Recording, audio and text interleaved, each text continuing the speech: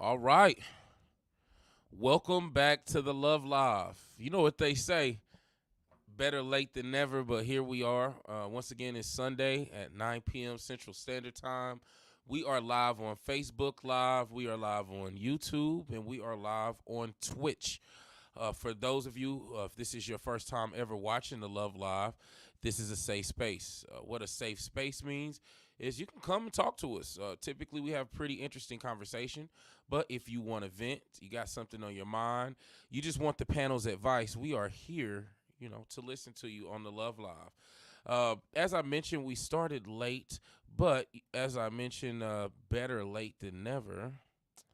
One second. We're going to go to one of our reoccurring panelists, DeBron's What's up, Beauty. y'all? What's up? Here we are again, Here we are ready to rock again. and roll, talk about everything in life. Yep, and you light-skinned people is sneaky.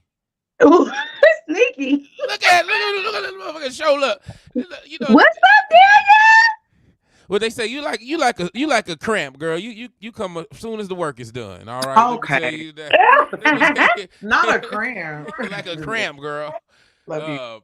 This is Delia King, our host. She of course came to tap in with us, and we got our reoccurring panel MVP up in the house. Yo, what's good? Once again, it's on. It's your girl, Envy the Pixie, Envy the Boss, aka the one, the only MVP. Straight Or up. Envy on Pain. Hey, y'all. Next, Mr. Alexander the Great in the house. Look at his crib, y'all. What's good? What's good? What's happening with everybody? Yo. And last but not least on our recurring panel is Miss Amber Lucretia. Hey, Amber. Hi, it's Amber Lucretia. Glad to be back. Yes, glad to have you back. Now, of course, on the Love Live, being that is a safe space, we always bring on some additional panelists. One of these panelists, I've known him forever. I went to high school with him. Good friend of mine. He's a host of his own podcast. Comes on Friday nights, 9 p.m. Central Standard Time. Streams on Facebook. It's called Laugh Out Loud, or excuse me, LOL, aka Living Our Lives podcast. We got King Killer in the house. Wow, King Killer the Crazy the Wizard, yeah, King of oneself, God damn it, yeah, here I am, yeah, love me. And then, What's up? What's up? and then What's last, happening? I'm in the building, yeah, shawty, let's go. Ah. and then last but not least, one of my favorite people on the Kansas City scene. She's been around for a while as a poet. She actually jumped in as a while. Me and MVP know her well. You may know her as Serenity Speaks, but I know her as Gigi. Miss Serenity Speaks in the house. What's good, y'all? What's going on? What's What's good? Hey, going what's on? good? So our panel, if you didn't know, we were talking about part 2 of the bus driver video. I'm gonna pull the bus driver video up in a second, but Keenan, you have some thoughts on that, or Delia? Delia, you might want to go first. Y'all don't want me to talk. Go for it. I ain't gonna lie to hear nothing. Nothing? No, so can you, I didn't hear it. I was fully completely distracted. So I didn't hear. So yeah, I can't go first because I don't even know what I I'm can supposed go. to be. I can Go go. ahead, Keenan. I get her standards, that's your standards and stuff, but like how they already said, she was shitting on everyday people. I work at a warehouse. You feel me? I work at a warehouse and goddamn make whatever my little coins is, but I put it where it need to go, and it's benefiting me and my family. So I think that was just a dumb comment to make. I ain't gonna say dumb, but I think that she didn't really clarify as clear as she should have. She should have done it. That's all I'm gonna damn say about that. I don't want to go too far in there, but yeah, she should have said it a little bit more clear. If that's what she liked, somebody that's gonna be a millionaire, be fucking little boys in the butt. That's what she. Yeah. Wait, what happened? Maybe I'm Who's butt? confused. Who got Huh? fucked in the butt? What? Oh, I'm just saying that's what they do. That's they do. They do. You get all that money. And they treat you like shit. And they have a little boy chained up in the basement with in 2023 with fucking Are we with talking about bullshit. serial killers or bus drivers? Yeah, are you from here? Yeah. They got the boys in the basement. Okay. Okay, I can go next. Yeah, go ahead, Sheree. I'm scared. He didn't even hear her comment, but okay. So, I used to do a segment on my old podcast I was on about celebrity gossip, so I usually keep up with celebrity stuff. Well, supposedly she dates white boys, so a lot of people are just kind of like, her opinion doesn't count anyway. So, but I did see the video where she tried to come back with her rebuttal later. And I did keep up with, what she's been saying. It's about preference. That's what she preferred. But at the same time, it's kind of like, don't be like that towards everyday working men. You don't know what you can find when you out here. Thank you, my sister. What was said? I don't even know what was said. What's going on? Shawty ain't seen that. I ain't seen the video. So you threw a topic out there nobody don't even know about. I didn't throw the topic out there. I thought that the topic was not you. Last week. Were y'all talking about that in the bus drivers from last week again? Okay, Bronze Beauty, let me tell you exactly what the young lady said, and let me give you context so we can bring everybody up to speed to what we're get us together. Thank you. Okay. This young lady, Ebony K. Williams, had invited Ayanla Van Lizant onto her show. And her question, she posed a question to Ayanla, asking her, how do Black women show up? Like, what is it that we need to do to get on the same page? Which is the stupid question. I don't know why they keep asking that same question, but go ahead. She froze. Yeah, it did. She probably talking hella shit. And the man needs to get his shit together. We can't hear nothing. Am I back? Yeah. You're back. Okay, what did y'all hear last? She invited. You said the Black man ain't shit. So ask her, what can we do to get on the same page as Black men? Right. So she was asking an elder from a generational perspective to provide wisdom as to what Black women could do to get on the same page and find a quality Black man for marital or dating. Okay. And the way that elder responded to her question was simply asking, she responded to a question with a question by saying, would you date a bus driver? And what she say? That's how it went. And what she say? If he owns it. Hold on. And Ebony K. Williams responded saying, no. Now, just before anybody responds, let's think about this. I want y'all to let it breathe and let it marinate. Let it breathe and marinate. Okay. Because if somebody asks you a question like that with no context, this is a surface question. This is a black and white. This is a yes or no question. And you have no other information but what is being asked of you, then you're answering that question just based off like judging a book by its cover. So she said no. And the Black community got into an uproar. The Black men got into an uproar. Then it became a match against the Black man and the Black woman, like everything always becomes.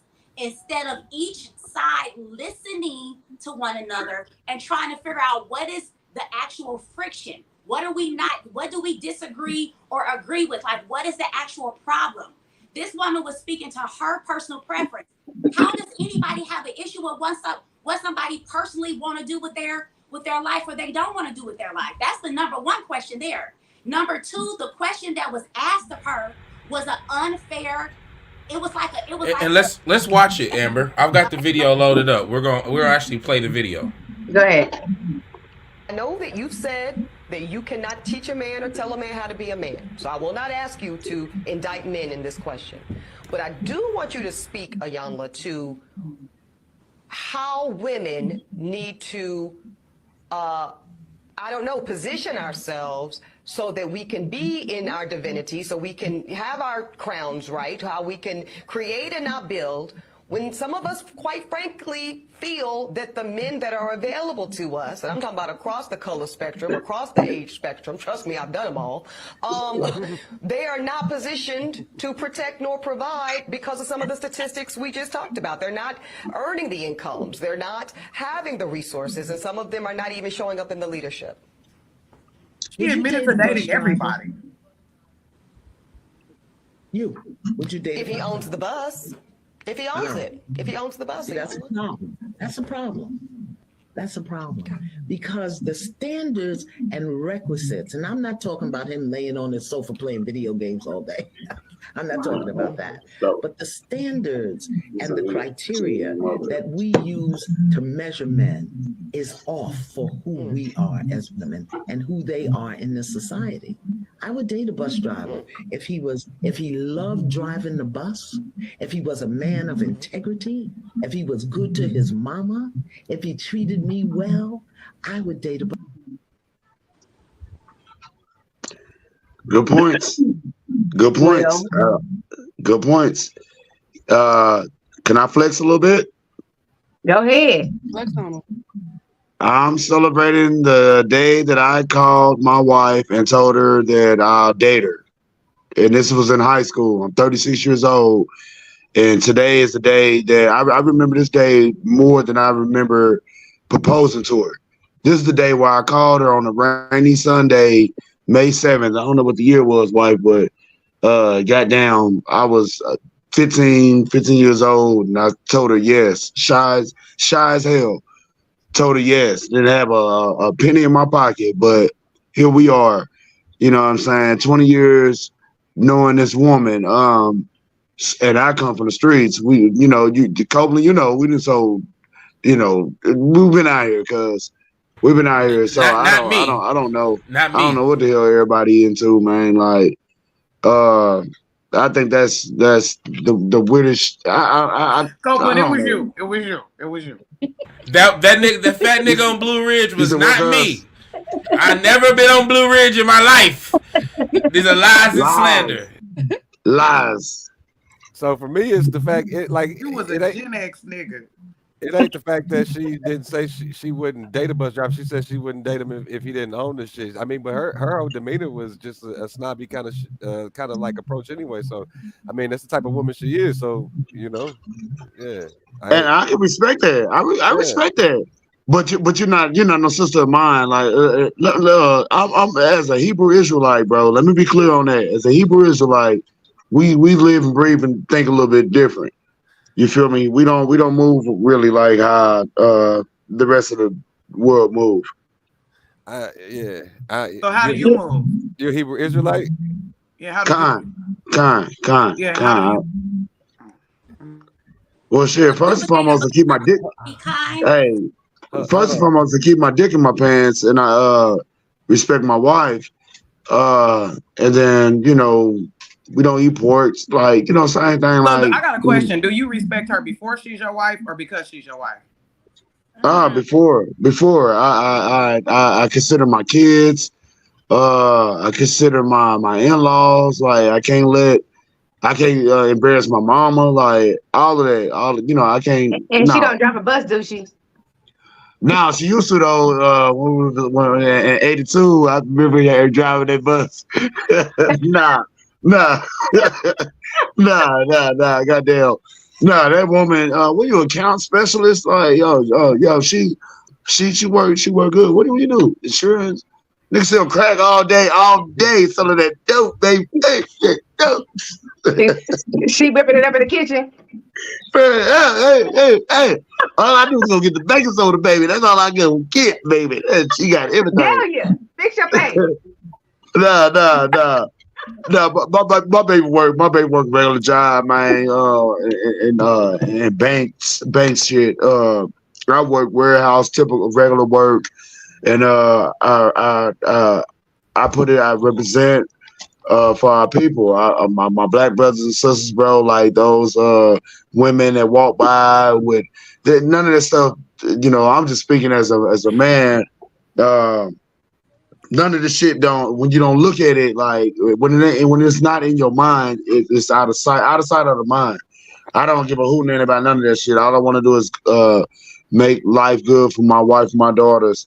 You know what I'm saying? And make my in-laws proud. So, you know, when I do share that beer with my dad, my father-in-law, it'd be good because he'd be like, no, he know that I got his daughter. I got his daughter and I got his grandkids, and he can sleep easy at night. See, real niggas think about shit like that, longevity. We ain't thinking about no motherfucking goddamn one night at Westport and clubbing and partying and bullshit. I'm thinking about what my daughters is gonna have, you know. So whatever I give to their mama, whatever they see, I want them to see that, you know, this Joe. You can have that too. So I don't want them to see that me. I'm doing some shady shit or seeing mama and daddy arguing and stuff like that. Even though that stuff do happen, but you know, daddy ain't going nowhere and mama right there, and that's how we gonna be. She making tacos right now. You got one for me? Hey, so let me just go ahead. I just want to get it on out the way because everybody's thinking it. Just for once, real quick, just go, yeah. Well, go ahead, leopard. Go ahead, leopard skin. No, I want you to do it. Oh, yeah. All right, leopard skin. I need you to go, yeah. Yeah. Okay, leopard. I knew it because you look like Lil Jon, and I'm ready at all times. I'm listening to you all hype, and I like it, and I miss that because I'm the 90s. All right, well, you know, that's what it is. 90s, so I love it. I love that. Like, yeah, that's all good, leopard print. Leopard print is all good. Leopard print. Hey, yeah, it's all good. Leopard print. You are the wrong thing tonight, leopard print. All good, leopard print. He ain't even calling you by your name, Delia. Leopard print. You can't even be mad. Hey, but that's how niggas holler at the gas station, ain't it? When you coming out the gas station, what they be like? Hey, leopard print. Yo. I probably see you up there too. I probably see you up in the gas station. Oh, y'all. I probably see y'all. So look, we as y'all know, this is a safe space. We got some reaction videos. So as the videos pop up, we can just run the videos. But and one thing I wanted to mention to y'all also tonight, this evening, we got Keenan on here, we've got Alexander the Great, we've got MVP, we've got Amber, we've got the Bronze Beauty, we've got Delia, and this is our 10th episode. Shout out to everybody on Twitch tonight. Twitch? What is Twitch? What is it? You ain't got me no porn site or nothing like that, boy. I'm old. I'm not about to play with you. Stop the madness. A porn site. You got too many clothes on to be on a porn site right now. First of all, we would all be on Alex's piano if this was a porn site. The hell? Like, I don't know none of those sites. All I know is Facebook and YouTube. That's Google. Twitch is a game. Stop the madness. You know about the hub. Everybody know about the hub. Don't do that. You talking about that Pornhub? Bingo. Hello. No, that motherfucker go. It go. But yeah, but as far as the bus driver stuff, what was the situation? Why was everybody mad about what she said? Basically, they didn't appreciate the fact that she said that she wants to basically only date the owner of the bus, when in reality, it's kind of an honorary statement because let's be real, he's not owning the bus. And then you're basically you want to date the CEO, but there's no value in the regular. It was honorary. And she's not that cute. I gotta date somebody that's in their passion, because when you date somebody that's working in their passion, then the household can run smooth. You don't have somebody coming home uneasy or mad at work or not wanting to be at work, and then it comes home to you and they mad and y'all fighting and arguing because they mad at their boss or whatever the case may be. But I'd rather work with somebody that's in their passion, whether it be a beautician or a barber or a bus driver or whatever you're gonna be. You gotta be in your passion. Then you don't feel like you're working at that point. Right. Because you're actually doing something that you love, and it's easy. So you coming home, and you have a better relationship when you come home.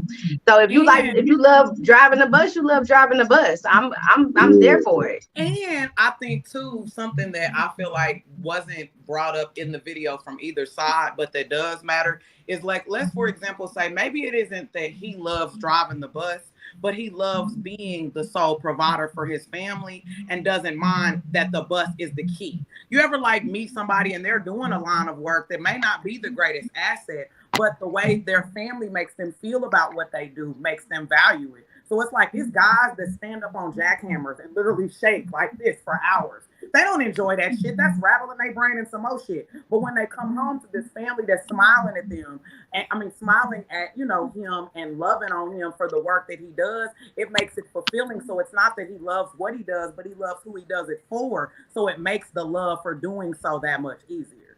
Right. Okay, but let me ask y'all a question, because this is what I feel like we're missing. If the young lady asked her a direct question, asking her to educate her, pour into her, give me a solution to a problem, and the woman responded by answering a question with a question, and that question was, would you date a bus driver? Y'all don't see anything wrong with that? I That's do. I do. I do. Let me cut you off 1 second though, because I want to segue. I know we haven't been doing a lot of segueing lately, but it's very important. If y'all didn't know, it's Sunday night. It's the Love Live. This is that safe space. We are talking about the bus driver situation once again, but one of our sponsors actually popped in. We have got Mr. Bad Luck. What's happening? What's happening? What's up, Bad Luck? Yeah, what he it do? popped What up. it do? So I wanted to warn the panel, and we'll just do it kind of live. We're doing reaction videos tonight as well. So when you see a video pop up, just kind of, you know, wrap it up a little bit so that we can go ahead and play the video. But once again, this is a safe space. If you don't know what a safe space is, the safe space on the Love Live means we just kind of come to have conversation that's needed to happen. Of course, you can give us a call. The Love Live is open at 816-398-8229. That is 816-398-8229. You know, you had an actual line. We are actually going live from YouTube, Twitch, and Facebook Live this evening. Looks like our Twitch is actually popping a little bit tonight, so shout out to Twitch. So back to it. So where were we? We were talking about Amber.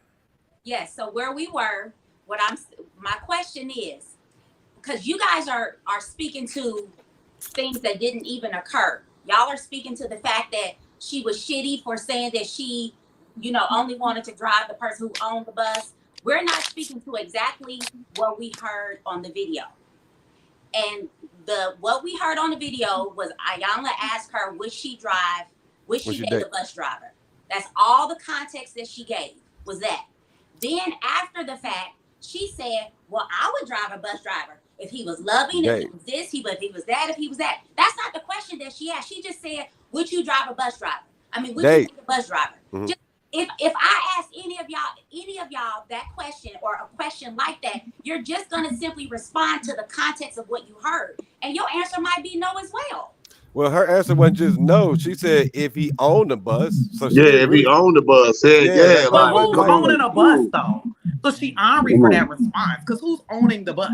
Name the, you know, a nigga that own a bus. What she's saying is I ain't dating no broke nigga. That's what she said. Well, I feel you and I agree, but then again, no, because think about it. Because I was wondering, even when she said that, like I get what she was saying, do he own the bus? But the question will remain, like, if this is Greyhound, are you asking, is this a regional director, manager, or the actual founder of Greyhound, or is he just a bus owner? There's dynamics to that. So the thing that I feel the issue is, I get where she's coming from if the mentality is that she wants to date the CEO versus just the worker. But then again, does she really know what that comes with? Because I feel like a lot of us have requests for things that we desire, but we're not even equipped to be able to handle what we're desiring.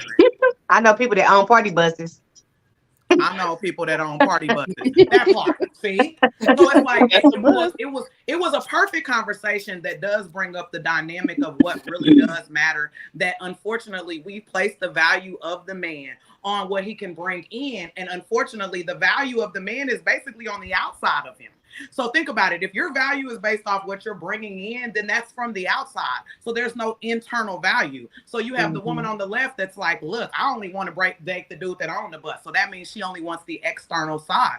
Versus when the woman came on the flip side with her reasoning, those were all internal values that we can all actually work with. And unfortunately, because society has shown us that the value of a man comes from his wallet, like we addressed last week, a large amount of men are walking away feeling away, because yes, in those comments you can read how all of that negativity was coming, but you also had men fighting for their lives in the comments, explaining how they've been at jobs for 27 years and get looked upon a different way, and how they've worked and are trying to get to a certain level that a large amount of women are already at and they'll never get to and are frowned upon. And I do feel like that does affect them and us in a negative light, because if we're consistently earning degrees and getting more income and making more than them and consistently being at a higher scale, but looking down at them in their position, if we're supposed to come together, then we are failing each other. And on the further spectrum of that, another thing that I just wanted to add too is, as we're doing so, us as women, we naturally are independent. We were created independent. We weren't created to need nothing. We were created as helpmates. That means that we were already equipped to be what a person needs. So it's largely harder for us to actually dumb down our egos to realize that we're a helpmate. You'll hear a person, some woman, carry a man oh so far and do all these things, and you'll hear women be like, oh, that couldn't have been me. But in reality, if you're the helpmate, that was your job. Your duty was to help that man. The issue is we're helping other people's men, not our men. That's when we're getting trained. Okay. What's the sister's name who was on there today? What's the sister's name, brothers and sisters? Ebony K. Williams. Well-spoken sister. She made some great points, but dear Ebony, that's not what you was talking, sweetheart. That's not what you was talking. You was on some talented 10th bullshit, and you tried to take it back to the community this morning, sister. See, we can't talk out both sides of our mouth. We can't talk out both sides of our mouth, sister. We can't talk out both sides of our mouth. I didn't disagree with much of what you said today, but that's not what you said the other day, sister. You was talking down to working class blacks. You are a bourgeoisie. Oh, hey, that's the way to put it. More. How y'all feel about that? Dr. Umar needs to shut up and sit his ass Man, I'm tired of that dude too. Pause for the cause. Lucretia, what you say? I want to hear what Lucretia I said. said he needs to shut up and sit his ass down. That's all he want to do is argue with a black woman. Why do you feel that way? Because that's what he does. That's what he does. And especially when he done heard that a black woman is dating a white man. That off with her head. Off with her head. So his perspective is biased. Because if you guys go and look at any interview that she's done afterwards, that woman will make her point to a T and explain herself. And I think y'all will all have a different judgment of her words. Okay, and this I is feel like she's fighting point. for her life at this point. I feel like she said the wrong thing to the black community. Yep. Now she's fighting for her life. But that's how I feel. Okay, Delia, let me ask you a question. Yes, ma'am. Let me ask you a question, because this is actually I know that None. Go ahead, baby. Okay, so when Ayana asked her that question, and why is it that she didn't answer her? Why is it that she asked her that question but didn't give her an answer? Is that I mean, how do you feel about that? Now, I agree with what you're saying, because basically when you're saying this, just so I can make sure I am understanding, she was like, would you date a bus driver? She didn't say yes or no, but she went into what she would date. Is that what you're referring to? Well, what I'm referring to is when it comes to what you spoke to earlier about the black man being his value being brought down to what he can bring to the table. Yeah. Ayana brought that up by asking the bus driver question. Correct. Yes. The young lady didn't say anything about that. She was asking for mentorship. She was asking for wise advice. She was asking from a generational perspective to a woman, an elder, to speak to me as a younger woman. What can I do? Right? Yes. And I know, because I know that that's exactly what my mom and them used to do when I was younger. Get a man based off of this, and this. See, the older generation don't understand that y'all y'all the one who instilled that shit into women. And now y'all want to backtrack and then, beat them down for having that mindset. The mothers, the aunties, the grandmothers, y'all was the ones saying, oh, he got potential. Do he got this? Do he got that? Y'all wasn't telling black women to be loving, to find somebody who was loving and kind and do it. That's not what they was preaching back then. I know for a fact because my grandma told me I was stupid. The message that was being sent. Go ahead. No, I agree. I do agree with you. But I feel like on the flip side of it, only for her at least, the issue that I have is, yes, you're right. I feel like she was kind of asking in the sense of assistance. But mind you, if depending on how you're listening to it, when I was listening to her, she was like that I've already dated all these walks of life. So now I feel like I need to date a boss. So what my question would, what I wondered, even listening to her say all of that is, okay, well, if you've dated these different walks of life, where does your value system come from? Only because I agree with her on the fact of her saying she makes a certain amount, so she wants that. But it makes me wonder, where does your value come from? Because if you already make this, then that means that in your part of the partnership, the value of that side is there. That's not to say, okay, a woman needs to make this and the man can be broke. I'm not saying that. But keep in mind, if I'm bringing in a certain amount of income, and income seems to be the main strain, then what are you bringing that our income together can work? I feel like with her and so many other women, it's like, oh, well, I need him to be a baller. But if a large amount of Black men aren't ballers, especially the level that rap music presents them to be, then what are we really doing? And unfortunately, the issue that I have is that culturally that's being pushed to us the most, but our culture is the one that's dealing with those issues. We are not valuing a Black man that is, number one, able to legitly, with some intelligence, fill out an application, successfully maintain his job, not go to jail and actually keep the job, work the job, provide for his family, and be a blessing to the family. But instead, we're like, nah, I want this. Based off of who? That's the issue that I think that video presents, because the reality is that we're chasing dreams that are not being provided to our community. How do you feel about that, Lucretia? Well, this is what I feel. I feel that Black women haven't been dating ballers, investment portfolio directors, high earning men forever. When I talk to my auntie, when I talk to my grandma, and when I talk to my great grandmother, when I ask all of those women their stories, they have the same issue. Black men, I call it back to my grandma that was born in 1902. She had the same issues with my pawpaw. She froze. Pause. Lucretia, if you can hear us, you froze. Look, man. Anybody married? Everybody married? Is everybody in this thing married? No, we're not married. No, I'm not married. Oh, so y'all can't hear me. Okay, cool. We can hear you. Y'all not married?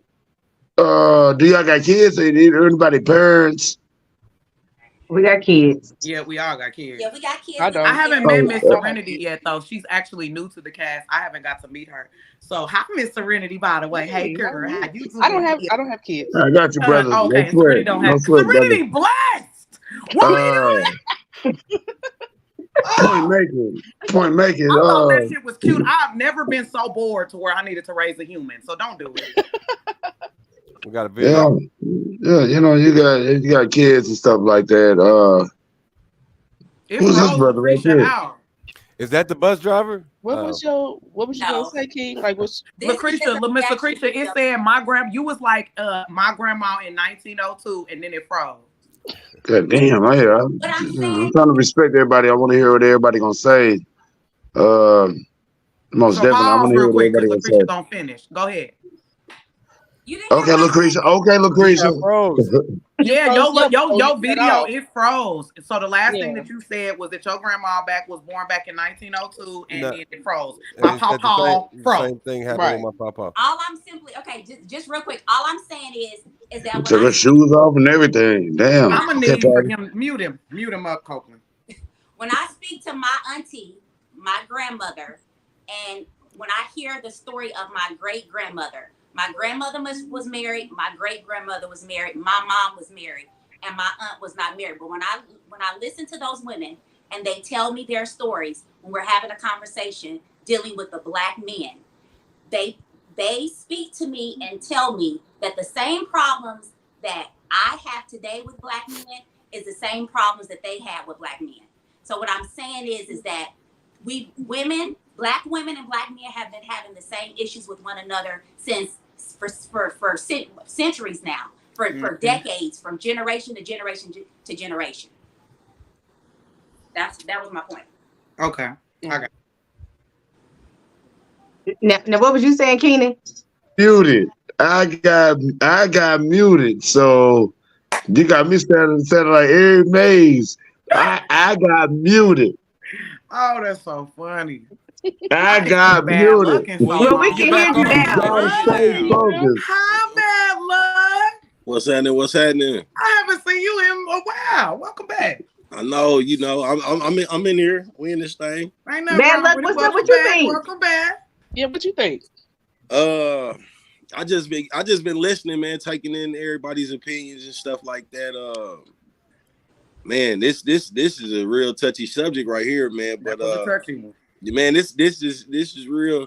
It's delicate, but It's delicate. hey, I'm telling you, this can bring up some steam on either side. Bring up the steam. Go ahead and bring the light. Yeah, bring it up. Go ahead, bring it up. Set it on Y'all ain't ready for fire. that. Especially Y'all from a ain't ready guy's for that because then we got to go into scriptures.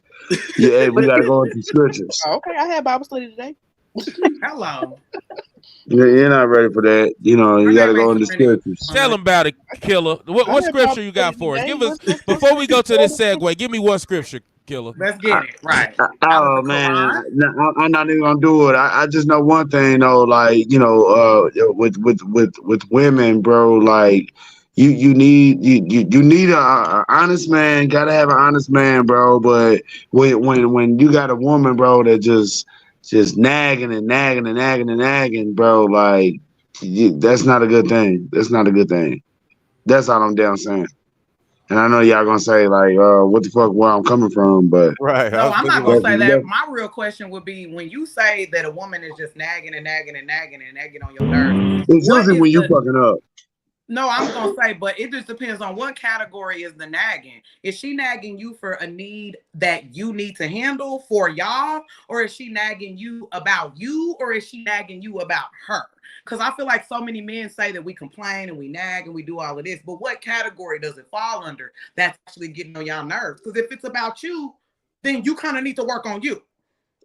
That's a good goddamn point. And I appreciate that question, that statement. That's a good point. Because you wonder, is it about something, you hanging out too late? Damn, you hanging out. Find out that you is over there ghetto like that. What just happened? My phone tipped over. I'm just proud it's Louisiana and not Texas Times. Continue. It's cool, giraffe shirt. It's cool. Let's go. Let's go. Okay, killer, baby. You didn't went from Miss Leopard to giraffe shirt. Now it's giraffe. I'm just fucking. It was a glitch in the system. So Danielle, I'm out here necking niggas. It was a glitch in the system. It was a glitch in the system. I'm talking about the play with you. I be watching giraffe fights online all the time, so I'm not. Yeah, I know. They be necking alone. the shit out of each other. Like you don't even know. Like that's really a thing I'm into. Like for real. What up, MVP? But let's bring it back. But no. All I do really, I speak from true life. You know what I'm saying? Like, man, I married my high school sweetheart. You feel me? Like, so me. Excuse me if I feel, arrogant or sound arrogant or whatever, but I did that shit. Who the fuck is calling me doing this shit? Don't nobody call me and buy me no beer or nothing. This nigga. Go ahead. MVP? Yeah, go ahead, Embion. Excuse me.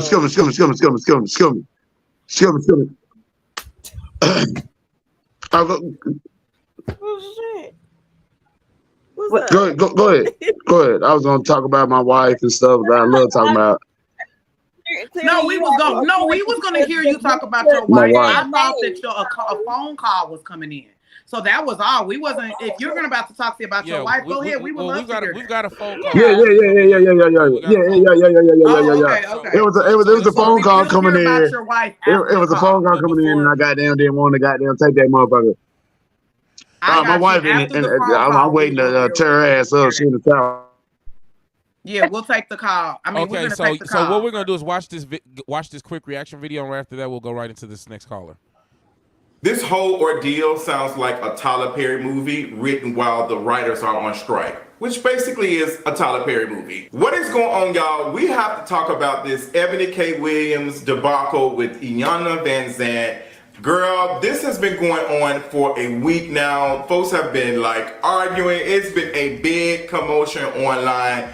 I honestly didn't even know who Ebony K. Williams was until this even came out. Like, of course I've seen her, but I don't watch, the stuff that she's been on. Not taking anything away from her, but the way folks have been chewing into her the last week, just reprimanding her for not dating a bus driver, not interested in dating a bus driver, and the way she was talking about it or whatever, and the interview she gave, it just started commotion. A lot of folks just started sounding off and going off, and I have so many thoughts. Honestly, I felt like, watching this, it is a reminder of how quick folks are to reprimand black women. So quick. You need to date a bus driver. What's wrong with a bus driver? He's a good man, Savannah. You need to be finding somebody who is good, and you don't need to be worried about money. But it's the opposite does not happen when it is black men. Black men don't even have to say that they wouldn't date or whatever. They don't even have to say their preferences, because it's oftentimes understood. It's understood because we see it in the media, we see it in the music videos, we see it on on the basketball courts, we see it on reality TV, we see it on Love is Blind. We are reminded black men who do have a certain amount of money or wealth or income or whatever do not date black women, for that matter. They don't even date regular whatever, working class black women. Let alone black women. They're not even dating black women. So it's just so funny watching this, because Ebony K. Williams, honestly, to me, she did not say anything that is unheard of. Because who is he? He is that's the King of Reeds. The King of Reeds, exactly. Oh, okay. I don't know. So that's what he does. He just goes through different topics like this. But actually tonight, we've got a live caller. You're on with the Love Live. Who am I speaking with? What's going on? Let's say, how you doing? I'm doing pretty good. Yeah, so I was hearing a part of the conversation, and I was tuning in, and they were talking about a woman nagging, and how men say a woman just nagging. Well, the thing is that it doesn't matter if a woman nags or not. She might not still receive her message, because at the end of the day, if he has a vision for what he's doing and a plan for what he's doing, it doesn't matter what everybody's perception or opinion is about what he has going on. If he's a driven man and motivated man, he's not going to care about her timeline or when he feels that it should be done. He's going to accomplish it as he feels he needs, because he sees the bigger picture of the plan. Now, she may hear bits and pieces of what he needs to do or what's going on and this, that, and the third, but she doesn't know the full vision, the full plan. So, it's cool to have a woman's opinion and everything, but when you become over-opinionated and overbearing about what I should do, my opinion, a real man, they don't want no mama. They don't want no mama. And if you got a problem with how the man moves, instead of nagging, if it's not the best situation, just move on. That's just my opinion. So, how do we get on nagging? I have a question. Now, there's nothing wrong with your opinion at all, and I actually do agree with it, because a man's mindset, if he's driven to be a leader, would feel that way. But I also feel like, this is just me, I feel like if I'm created and I'm in your life to assist you, and I see a vision and I'm willing to compromise my life to assist your life with my vision, and we're sitting down to compromise it, I want to know why you feel I'm coming at you as a mother versus just giving you direction from my side of our partnership so that we together can succeed. Because I do agree with you. You're right. If you get a man that has a leadership mindset and he's driven, he's doing these things, and let's for example, say he gets a woman that is not as driven and is following his leadership. It's that much it's that easier for him to be able to just go and she's not going to question it.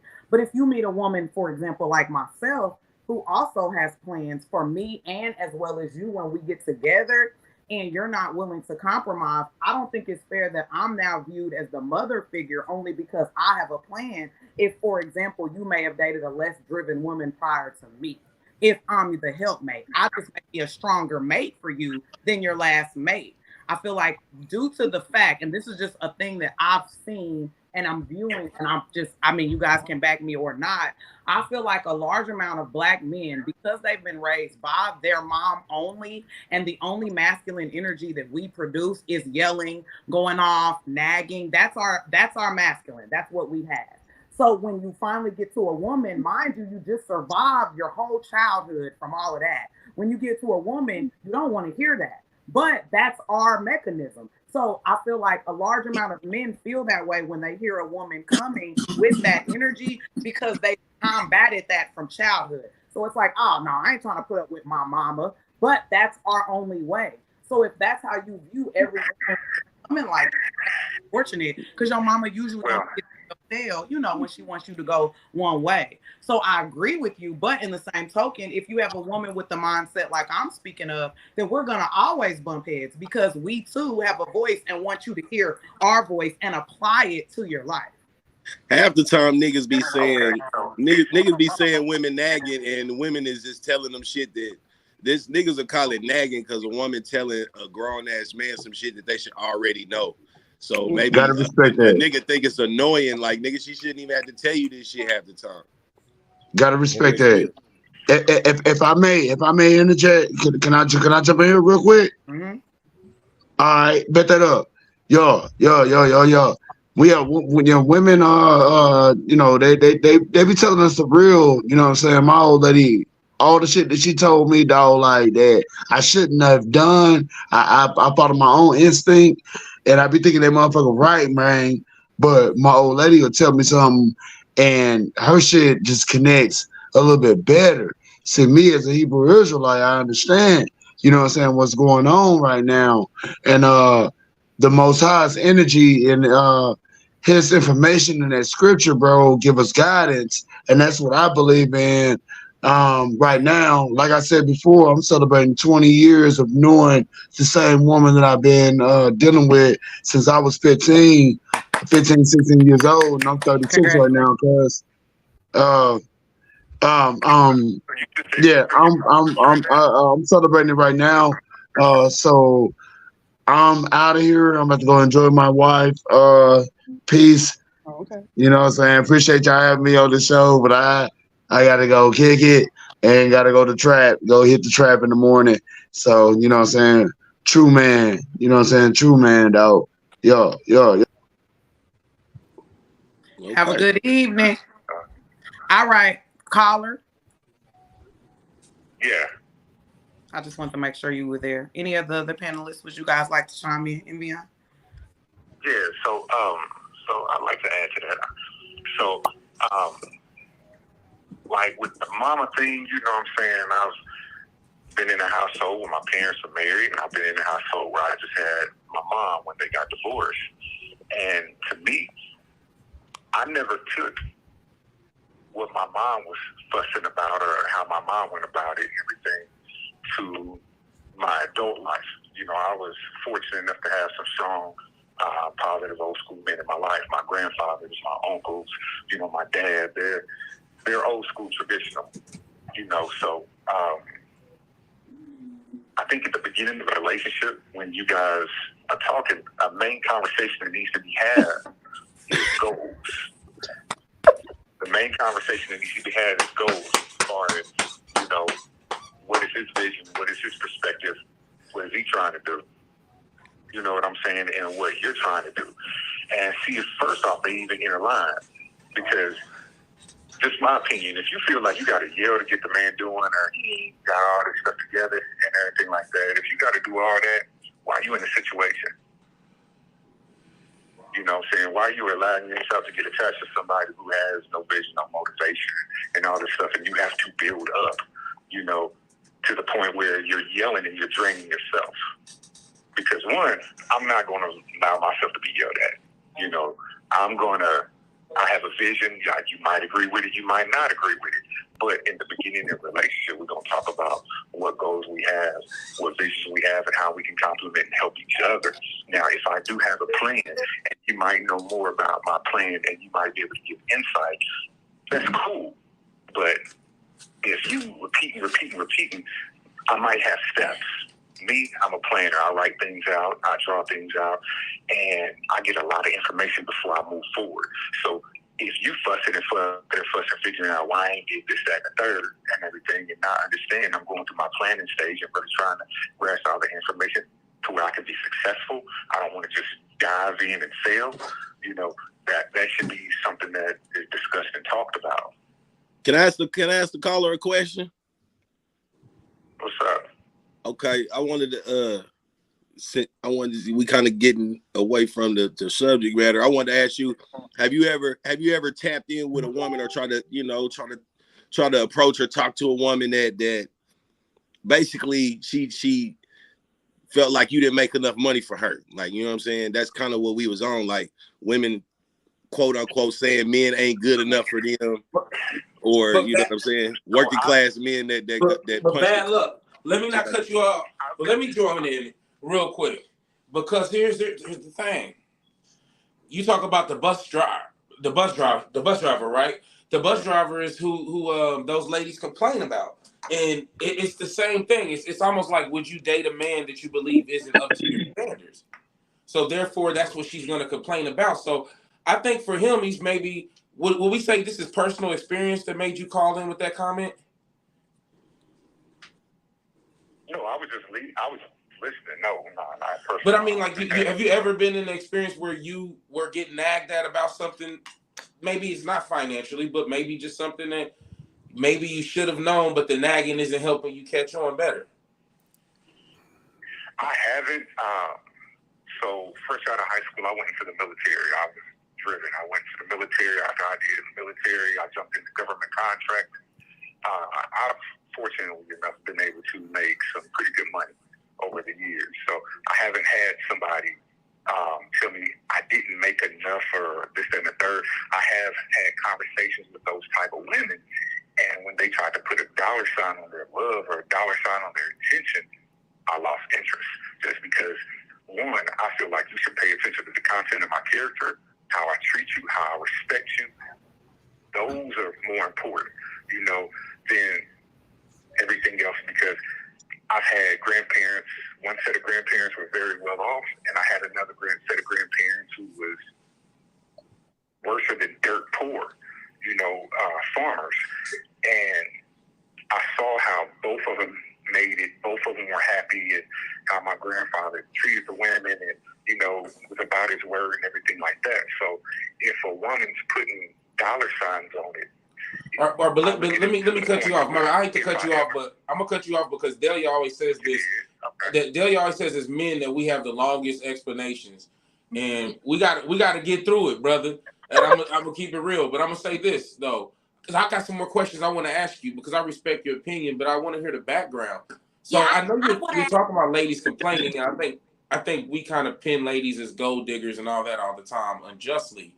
And what would be the thing that gave you the experience of complaining? What was your complaints? Because clearly, as you mentioned, it wasn't financial, but I didn't necessarily say it had to be financial.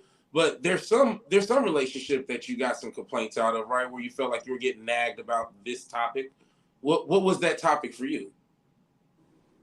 Well, the only thing I could say that I really got complaints out of, at one time I was married and I was in the military. She met me when I was in the military, but complained about how I got forward deployed and my job that I was doing. So, but you came into this situation knowing that I made very good money doing that, and we talked about that. So if on the back end you nag and you complain, to me it's like, come on now, you can't nag and complain because you walked in this situation knowing what it was. You knew what I did for a living. You knew that I was going often, and you knew my responsibilities. So that's pretty much the only nagging I dealt with, you know, and we ended up splitting because of that, because of my military career and everything like that. And kind of let me ask you, did the nagging not exist whatsoever prior to the marriage? You said what? Did the nagging not exist whatsoever prior to your marriage? I can't really understand what she's saying. She said, did the nagging not exist prior to your marriage? Like was she cool, or did as soon as y'all got married, she just started tripping? Nah, it was just, I mean, as we went to war, you know, being a part of special forces and stuff like that, like I was going a lot. So what was the nagging subject then? Was she nagging at the fact that you were gone? The nagging subject was you gone, and your safety. But this is what I did. You know what I'm saying? I had been in the military, like. So she didn't understand the assignment when she signed up. Came along. She didn't understand the assignment. So did you have her coveted while you were gone, or were you just gone and the excuse was, you know what the fuck it is, so why are you acting like that? Because that mattered too. Well, no. See, the thing is like when you're in the military and everything like that, you do a prep up. You know, there's a whole support group and everything for your spouse and everything while you're gone.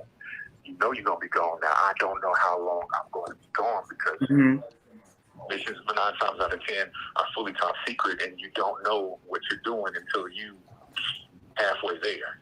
It ain't top secret no more. But the thing was, I think that we're kind of getting at is, to be honest, man, you know, I could kind of hear that maybe you were generalizing about the nagging and maybe hadn't went through as much of it as some men have. Right. Because I just keyed in on the part, and that's what they were talking about. So I was like, let me because mic check. Hello? Hello? Can you hear me? But like you said, that was getting outside of what we were just talking about. So now I kind of lost train of thought about what I was talking about before you get back to that. But I wanted to just get on the nagging and then get off the subject. I think the biggest thing with nagging, especially with us as men, is home training.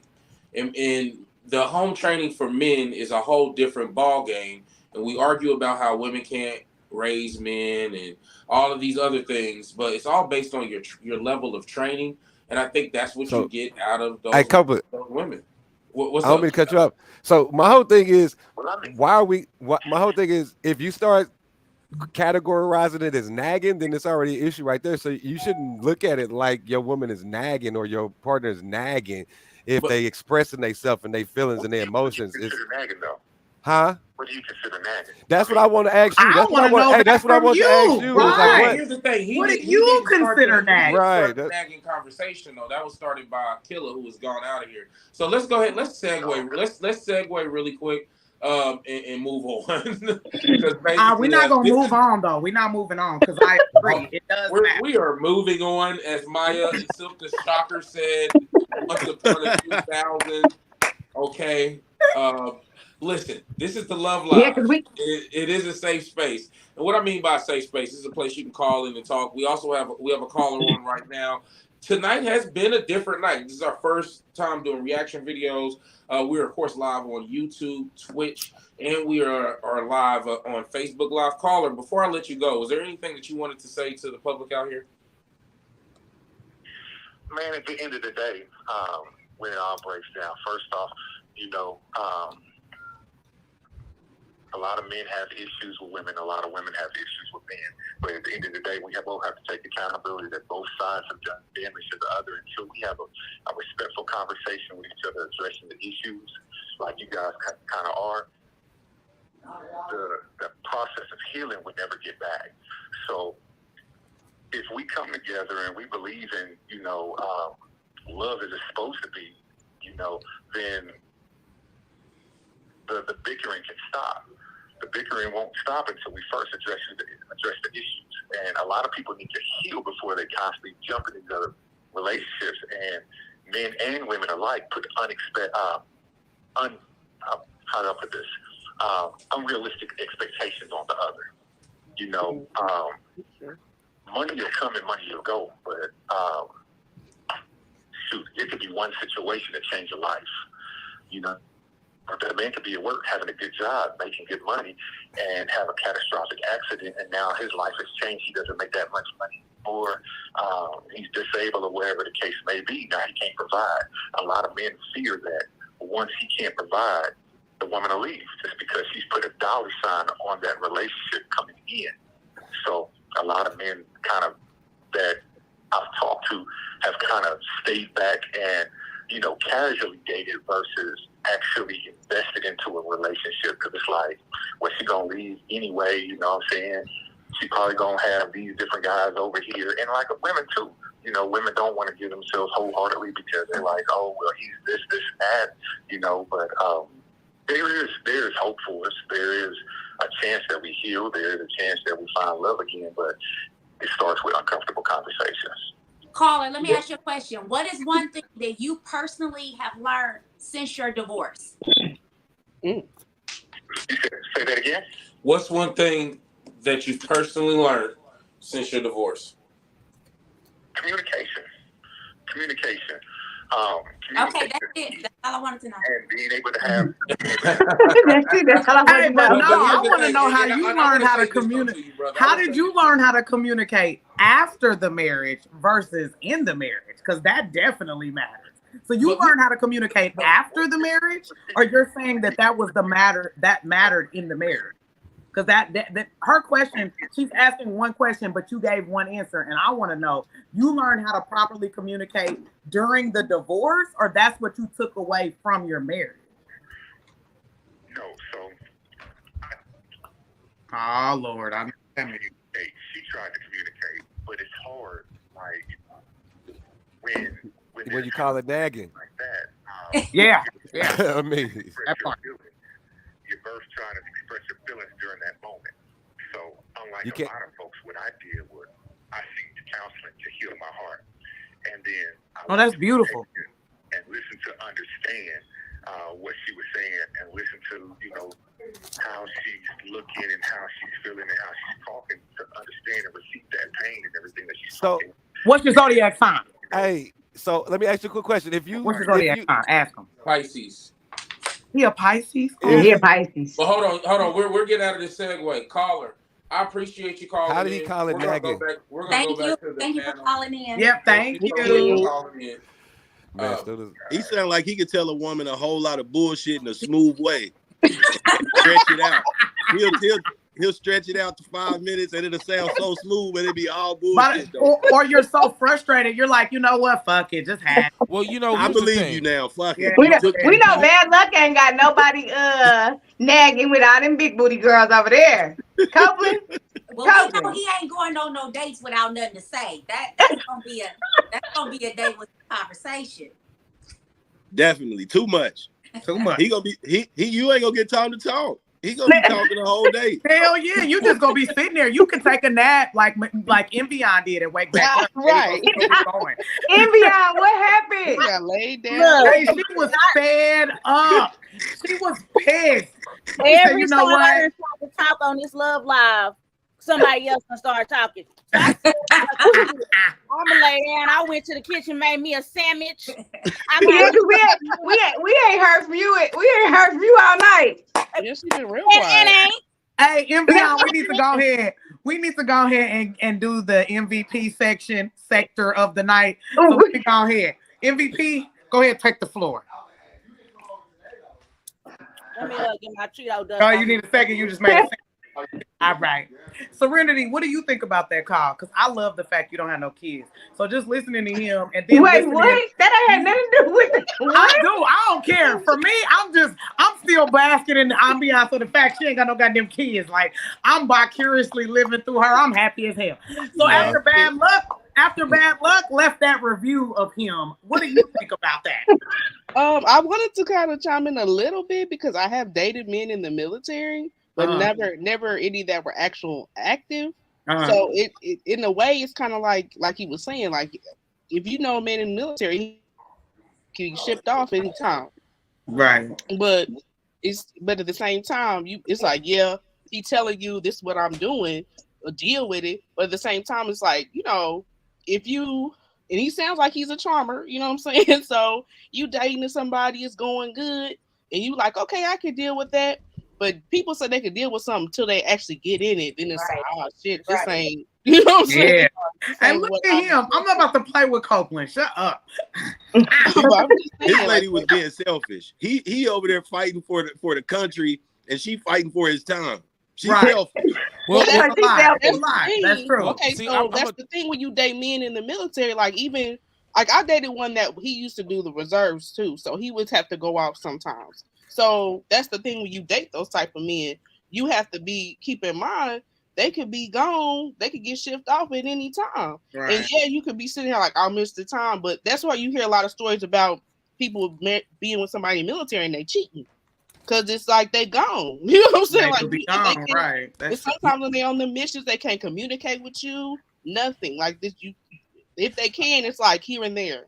I I think feel like with that, it's the same with as that that brother. somebody on. Okay, sorry. Go ahead. No, go ahead, Delia. I'm sorry. Somebody in jail. I feel like it's the equivalent of dating somebody that does, like, for example, detective work or stuff like that. I remember I dated a guy that did that, and he would be on call. So you Elite don't ever, Yaba. you just would never actually know when he actually would have to go into work.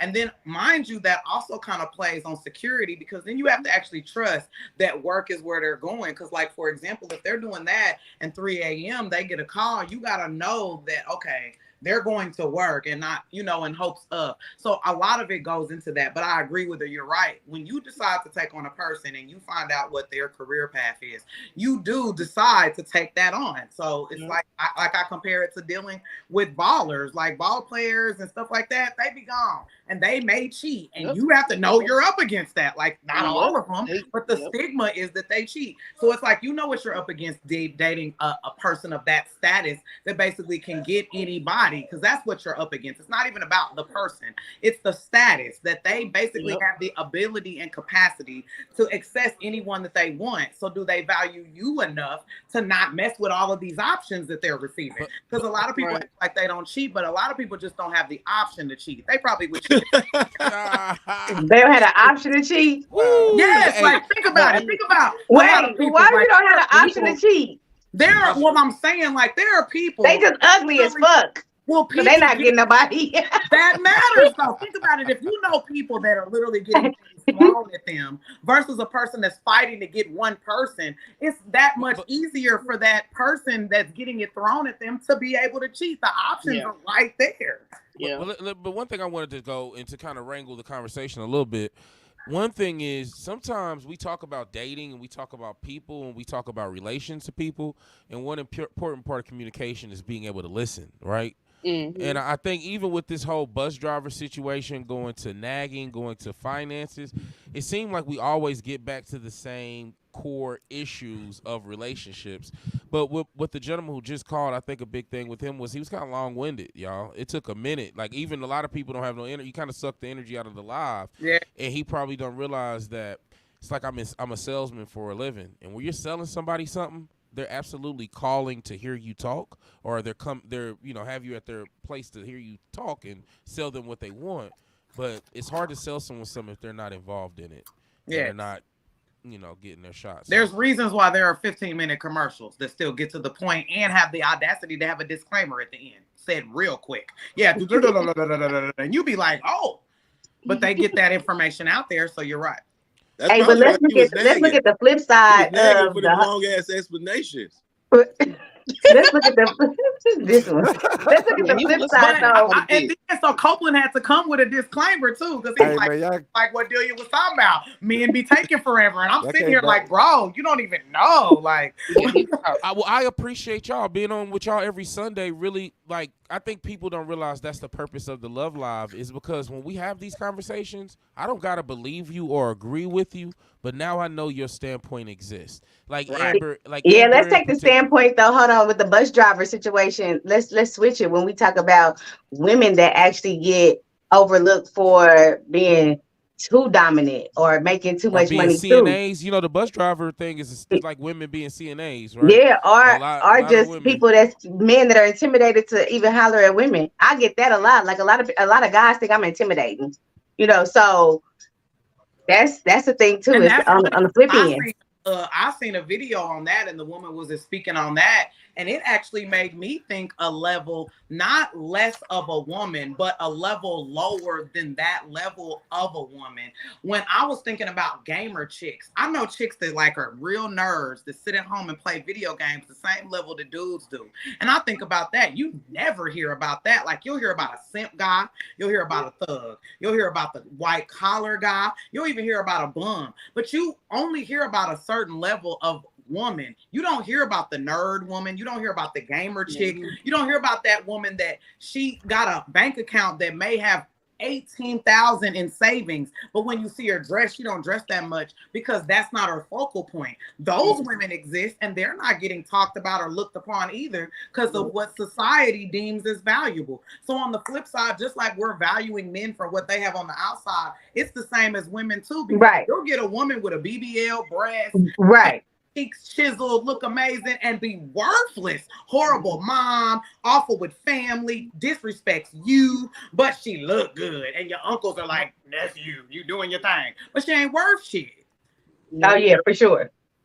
Can we go to the next video? Hold on. Can I ask who do nails?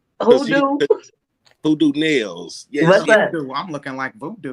Cause I wanted to but what you said, I feel that when you were saying that a lot of guys are intimidated to approach you or whatnot. But let me ask you this on the flip side, because a lot of niggas don't care these days. A nigga know they out of somebody's league and still, you know what I'm saying? A nigga ask you for a cigarette at the gas station, then your number in the next. I'm not about to fight with you. I'm not smoking a cigarette. I'm serious. A nigga ask for a cigarette, a ride, and then your number. You know what I'm saying? Niggas don't have call you a bitch if you offer none of the above. Exactly. Now it goes to, you know what I'm saying? You ain't this and you ain't that anyway, and you know it gets real disrespectful. But I'm saying a lot of those niggas that have some common sense probably don't want to waste their time into shooting a shot that, you know what I'm saying, that's out their range. You know what I'm saying? They a 2-point shooter. They don't want to pull up from the 3-point and airball. You know what I'm saying? So you scared? No, I'm saying. Like y'all gonna fuck around and miss out on y'all blessings because y'all scared to ask these women out on a date. I'm just saying it's a lot of fellas that probably don't want to shoot air balls and they figure, you know, something is out of their range, and so they don't take the time to.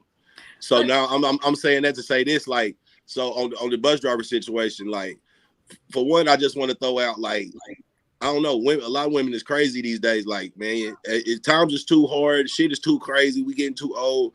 If a nigga got a career or some type of job, you should just be happy about that anyway, because it's motherfuckers out here that's, you know. Well, I don't know. I hear you. Hold on, so we should real quick. Okay, let me push back on that, because why is it that they so scared to take the shot, but they alive before a cat lick his ass? Hold on, what now? Yeah, what? Who's ass? What did you just say? I only heard ass licking. I said cat. She done went country. She done went country on y'all. I ain't gonna lie. Who licked some ass? The cat was licking the ass. Somebody lick some ass. The cat. The ass. Once a week, some ass get licked on the Love Live, y'all. Pause. Lucretia, somebody lick some ass? Y'all know that saying. Y'all know y'all heard y'all mama say, what? Lie for a cat lick his ass. Nah, my mama missed the goddamn. I missed that one. My daddy and my mama didn't say that one. Nah, well, I never heard I'm that. gonna beat your ass. So I never heard that one. My mama put my cat out. I don't think y'all hear what she said. Y'all on terminology. I don't think y'all hear what she said. I don't think they're hearing the whole thing. I heard what she said. Okay, so I'm putting y'all on terminology. He just said that men are scared to take their shot. Right. And my question is, how are they scared to take their shot, but they will lie before a cat lick his ass? Meaning, it takes more effort into a lie. How we get to lying? I was just saying, like, you know what I'm saying? He ain't even shooting a shot to lie. I don't know. I feel like it just depends, because if they lie, but then they fuck, and then they got you emotionally connected, then the rest is history. So that's. But he ain't even shooting a shot to get a chance to lie. No. I'm just saying. What I'm saying is there's an epidemic of men who lie. Right. I agree. Yeah. Okay. But so what I'm saying is we can't just give men the excuse that they scared to shoot they shot because we know how much they lie.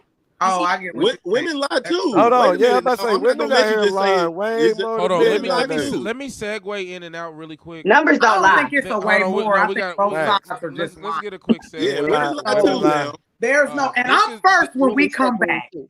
this is the Love Live. This is a safe space. This is a safe space. You know what a safe space means is we just come here every Sunday at 9 p.m. Central Standard Time on YouTube, Twitch, Facebook, all of those different platforms, and we just kind of have a conversation. Of course, the Love Live has a phone line that you can call in if you wanted to join the conversation, or if you just wanted to vent, or if you wanted to hear what our panel had to say. Tonight, it's kind of just been an open forum conversation. To be honest, it's been our first test run of our video system. Of course, we are sponsored by Casey is the Town and Mr. Bad Luck. You can catch Mr. Bad Luck on actually all platforms, and we were gonna run. MVP, what is up? And we're gonna run as I mentioned. What's up, Bad Luck, MVP? Bad Luck available on all I want to platforms. say, One of our sponsors for the Love Live. Yeah, look at that. All my enemies like groupies, cause they ain't hard to hit. I stay rocking J's that you can't go to the mall and get. I'm still like. So shout out to all of our sponsors. Shout out to everybody who is here on the Love Live this evening. Back to you, Delia. Bad luck. Bad luck. What's wanted up to- with all them big booty girls? What you mean? What's up with them? What's Why you up didn't with all sign them the big booty hoes? girls? Where they What? at? Cause they ain't in your background, Why you ain't signed the host? right? Hold on. What now? Why you ain't sign us?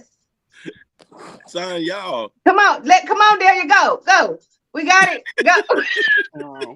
Oh, period. Are your ass too little? Hold on, Yeah, y'all. Hold on. No respect. I feel disrespected. It's okay though. Anyway, Respectfully. no, We I'm showing just playing. yams I now. ain't worried about it. I got Respectfully. enough ass So in that video. no, we just y'all know Bad Luck got some dope music. He shoot videos and all that, and he got a bunch of music on YouTube. But anyway, next Right. next thing. Amber, no, talk all about I was gonna say was that the issue they were stating that the men doing the women and the women doing the men, but I disagree. I personally feel like all sides are just scared of who's gonna do what to who based off what everyone said to everyone. So it's like, imagine if you met somebody and nobody really knew when you weren't on the internet much, and let's say you met at a basic ass job. Let's say you just got on the Time Warner because you couldn't get on nowhere else, and you met a nice guy at Time Warner. And they get free cable at Time Warner. What she say? They get free cable on Time Warner. If you work at Time Warner, you get free cable. Bingo. So let's say you talk to somebody that's in the training class. Now, yes, I get, it's great to have talked to the supervisor, but if you meet a good person that you get along and vibe with in training and y'all are both working there together, I think the scare and the concern is now you got the stigma of another chick in training talking about, I wouldn't talk to nobody that worked with me. So you have all of these things that place impressions on you to affect your judgment and really messes up what can really be based off of the fears that other people have placed upon you. So I feel like it doesn't really matter which side it is, because the minute that you feel like you're going to feel good, it's like all of these things come to sabotage those good feelings for this person, no matter where they stand. Because you may have met them and loved they smile, but then all of a sudden you hear that they work at Costco. Now you're like, okay, but that ain't what started the greatness. So what, is the Costco job a problem because if your uncle find out he work at Costco, it's a problem? Because if Costco makes enough to support you, it shouldn't be an issue. So I think that other people have placed these fears upon our hearts. Let me say one thing to you, Delia. I was one of the few married men on here. You gotta one thing that I've continuously said, and I said being conscious, about raising daughters. I don't know why men with daughters feel like, well, I'm raising daughters and I got something to say. Well, I feel the same way, because look, if a man can't grow himself in one place, it's probably very, very easy to say he can't grow in other places, right? Or doesn't grow in other places. Your habits follow you where you go. If I meet you and you're rude and you're comfortable being a certain way the first time I meet you, then more than likely it's going to get worse, right? Because this is our starting point. So if financially you're not on a path of ascension, if you've been working the same job for 20 years, and I'm gonna be the asshole on the pod tonight. If you're 35 years old and you're still talking about hourly wages and $17 $40 an hour and things of that nature for your primary job, unfortunately, at some point, you've become stagnant and you've probably plateaued. Even if you're making $40 an hour at 18 years old and you're still making $40 an hour, I'm just putting these numbers out that people consider a lot, and you're making that at $35. If you're making that at 35 years old, you're still stagnant. And I think for people, they don't realize that you don't judge people, but sometimes you got to take the hint. You Virgoing right now. You can't. Hey, don't do that. Don't do that. You can't judge Don't do that, people for Serenity. what they. And you Virgoing right look, now. That's what's wrong with people these days, anyway. Because That's a good thing. It's a good thing. a motherfucker could be nobody tonight, and then the next week be the nigga, and now them same motherfuckers is riding your jock, like, you know what I'm saying? Like, that shit fake as hell, man. Because I never base nothing on what nobody got, because a motherfucker could obtain everything. Turn around tomorrow. It's like the same person though that. It's about the effort. It's about the ascension. It's not about where you're going. It's about how you're trying to get there. If you sit and complain to me every day, but I know you don't do anything different. You complain about your job, but you don't put in applications at other places. You're not actively doing whatever it is that can make this job better or make this situation better. But that's the potential. The kinetic energy, right? It's the difference between potential energy and kinetic energy. Both of those energies are moving, but kinetic energy, even though it may be moving in place, it may get to go forward. Potential energy is not moving. It's just sitting there in one place. I think that the issue too, though, is that our value systems curve is only placed in a certain amount of levels. So, like, for example, you don't get to often hear so much, oh, he's so great because he's passionate. Like, you don't hear nobody being like, I got the most compassionate. No, that's because our value system, that's because all of our value systems are different. It's not really that they placed all over. Everybody's individual value systems are just different. But I don't think anybody was taught to have one value system at all. So everyone's value system is personified by other people's value system. So it's like what you may value may have came and you may have only thought that this person needed this. And then you heard this song talk to this person, dealt with this person and went through this. Now your values change. Now the dealing with the person to make your values. That's when you easily influenced. Say that again. That's when you easily influence, because nobody's going to change my values. Are easily influenced. Like literally 90% of the world follows the 10% that decides to make decisions. So if everyone's influenced by this small percentage, then yes, it matters, unfortunately, and that's really what be happening. Hey, let's go into this video that we've got. You want to close your inboxes in?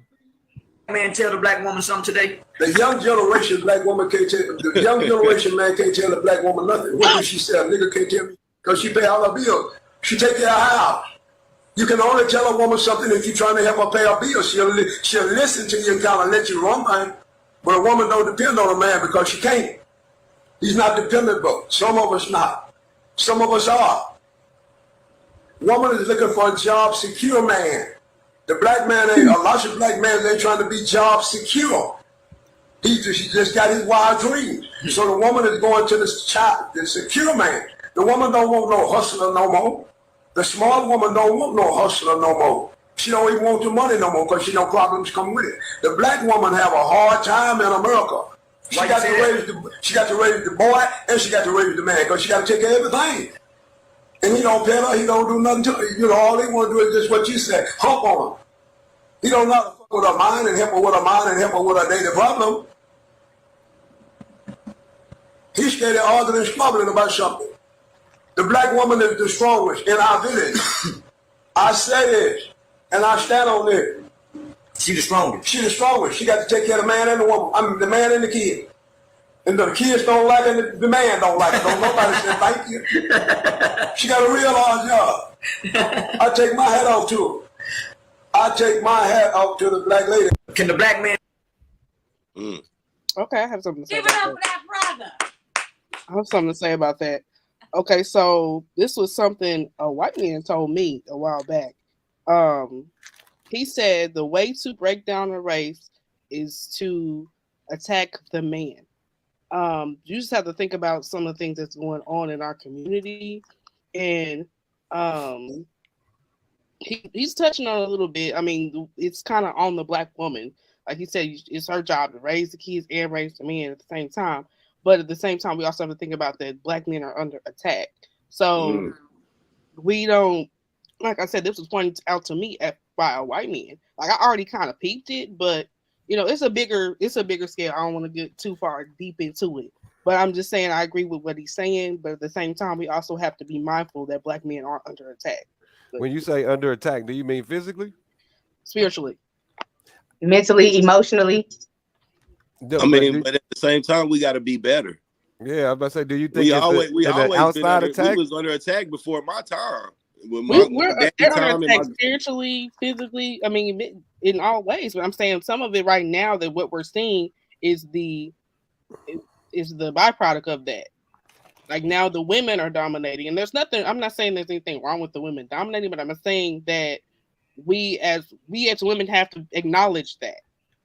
Is what I'm saying, and sometimes we don't, and it kind of ties back to the beginning video where she's saying I gotta have a man who owns the bus, not a man who is driving it. Instead of saying that I want to get with the man who's driving it and inspire him to want to own it.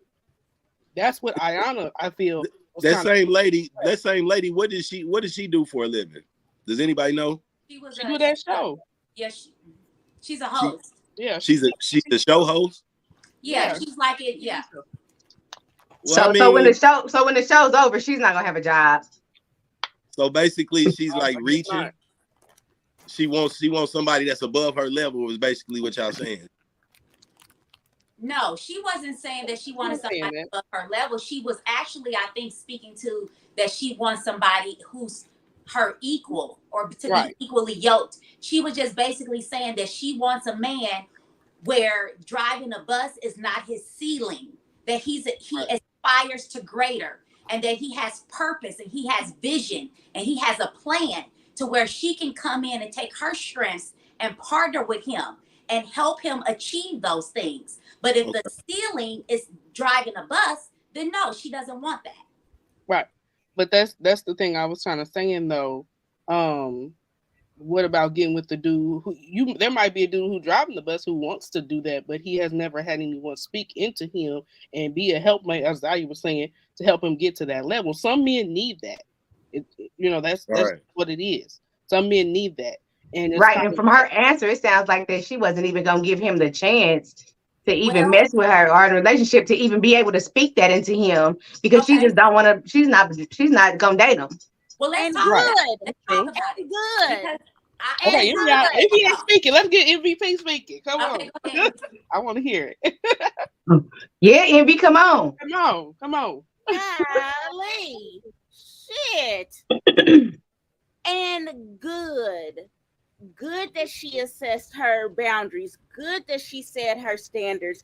I am so tired of us as Black women being set up as the low woman on the totem pole. We just have to pick up scraps and we just have to take what we can get. And that is not the case. Like, so I just want to first start there because I've been trying to talk since the beginning of the damn show. We almost 9 minutes in. So good on her for assessing her boundaries, for assessing her values, and all of those things like that. Also, let's move to what really is being said and what I feel like is coming from this. The highest duty of a man is provision. A lot of times when people hear that, they think, oh, okay, so the root of that is provide. No, the root of that is vision. That man is to have a vision for that woman. That man is to have his life set up so that as it's been stated, okay, a woman is supposed to be a helpmate or whatever, and I feel ways about that, but we ain't even got to get that deep into it. That's your Sagittarius. Okay.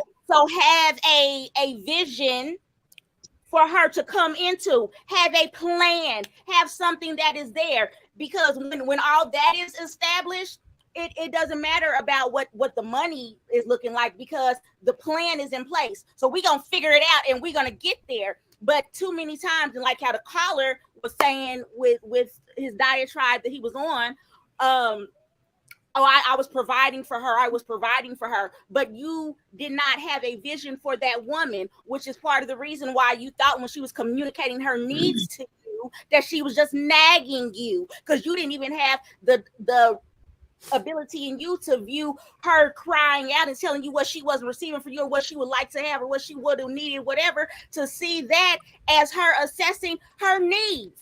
So I think that's why he said communication then. That's why he learned communication. So that's what happens when you got somebody that actually, like you said, he didn't assess her nagging or assess her needs, and he called it nagging. So he learned that wasn't communication at that point. I think that's where that ties in for that part. And he's such a great communicator at the same time. He understood it after the fact. He got it after the divorce. Then now it clicks like, oh, she wasn't really nagging. That was what she needed, and I was assessing it. So that opens his communication horizons up for the next relationship. He can talk just about around in circles. Hey, that's it. The Pisces talk. They swim around in circles. Yeah, that's what I said. That's Pisces. Okay, so honestly, and so that is why I feel like she can say, I don't want a bus driver. I feel like anyone could say they don't want a bus driver, because does this bus driver have the ability to have provision for that woman? Don't miss your blessings. I brought up last week, waterfalls. Talking about this. I brought up last week talking about this, how Beyonce needed a Jay-Z and Jay-Z needed a Beyonce. Well, let's go on ahead and say that, because Beyonce, with all the talent that she had, do you think Beyonce would be Beyonce with a bus driver? She might be the best singer at the open mic. She still be might be the best singer at the choir. Hey, they was but already she's not established one of the when they best started messing with entertainers each in the other. world. Yeah. So They both had established careers. They just came together. Who had a vision for her. And the same thing with Jay-Z. Do you think Jay-Z would have become one of the most prolific rappers that there is, or arguably one of the top rappers that there are? Yes. They didn't need each other. He didn't need Beyonce. They didn't need each other. I actually think Beyonce that fell off at this Y'all point. are some Jay-Z fans. I feel like you can't diss Jay now. Hold on. The whole panel off. It so angry. You're so angry. I swear I was saying words. Lord, go ahead, Beyonce. I actually think Beyonce that fell off since Jay-Z. It's beyond. I think that you triggered them. All the bees came out the hive. Damn. Well, no, but y'all not letting me finish my statement. Go ahead. And I'm saying that yes, they did need each other, because also, as I was going to say, do you think Jay-Z would be who he was if he would have just picked somebody from Marcy Projects? Yes. Who thought that the best? Yeah. I ain't gonna lie to you. Jay-Z really wanted to be with Blue Country. He was just sell mad. drugs He wanted and have Blue a few Country. gold chains. It had Blue. I was just gonna tell you, Jay-Z wanted to be with Blue. Both of those two people, was in love. both of those two people, Beyonce and Jay-Z, they are good all by themselves, but they are a force when they're together. Yes. They could have been two entities on their own. They did not need one another, but they came together, and they were. That's a perfect example of being equally yoked. So let me ask you a question real quick, just since we're on Beyonce and Jay-Z. Who do you think that relationship helped more, Beyonce or Jay-Z? I don't know. I think Beyonce ain't really made no hits for real.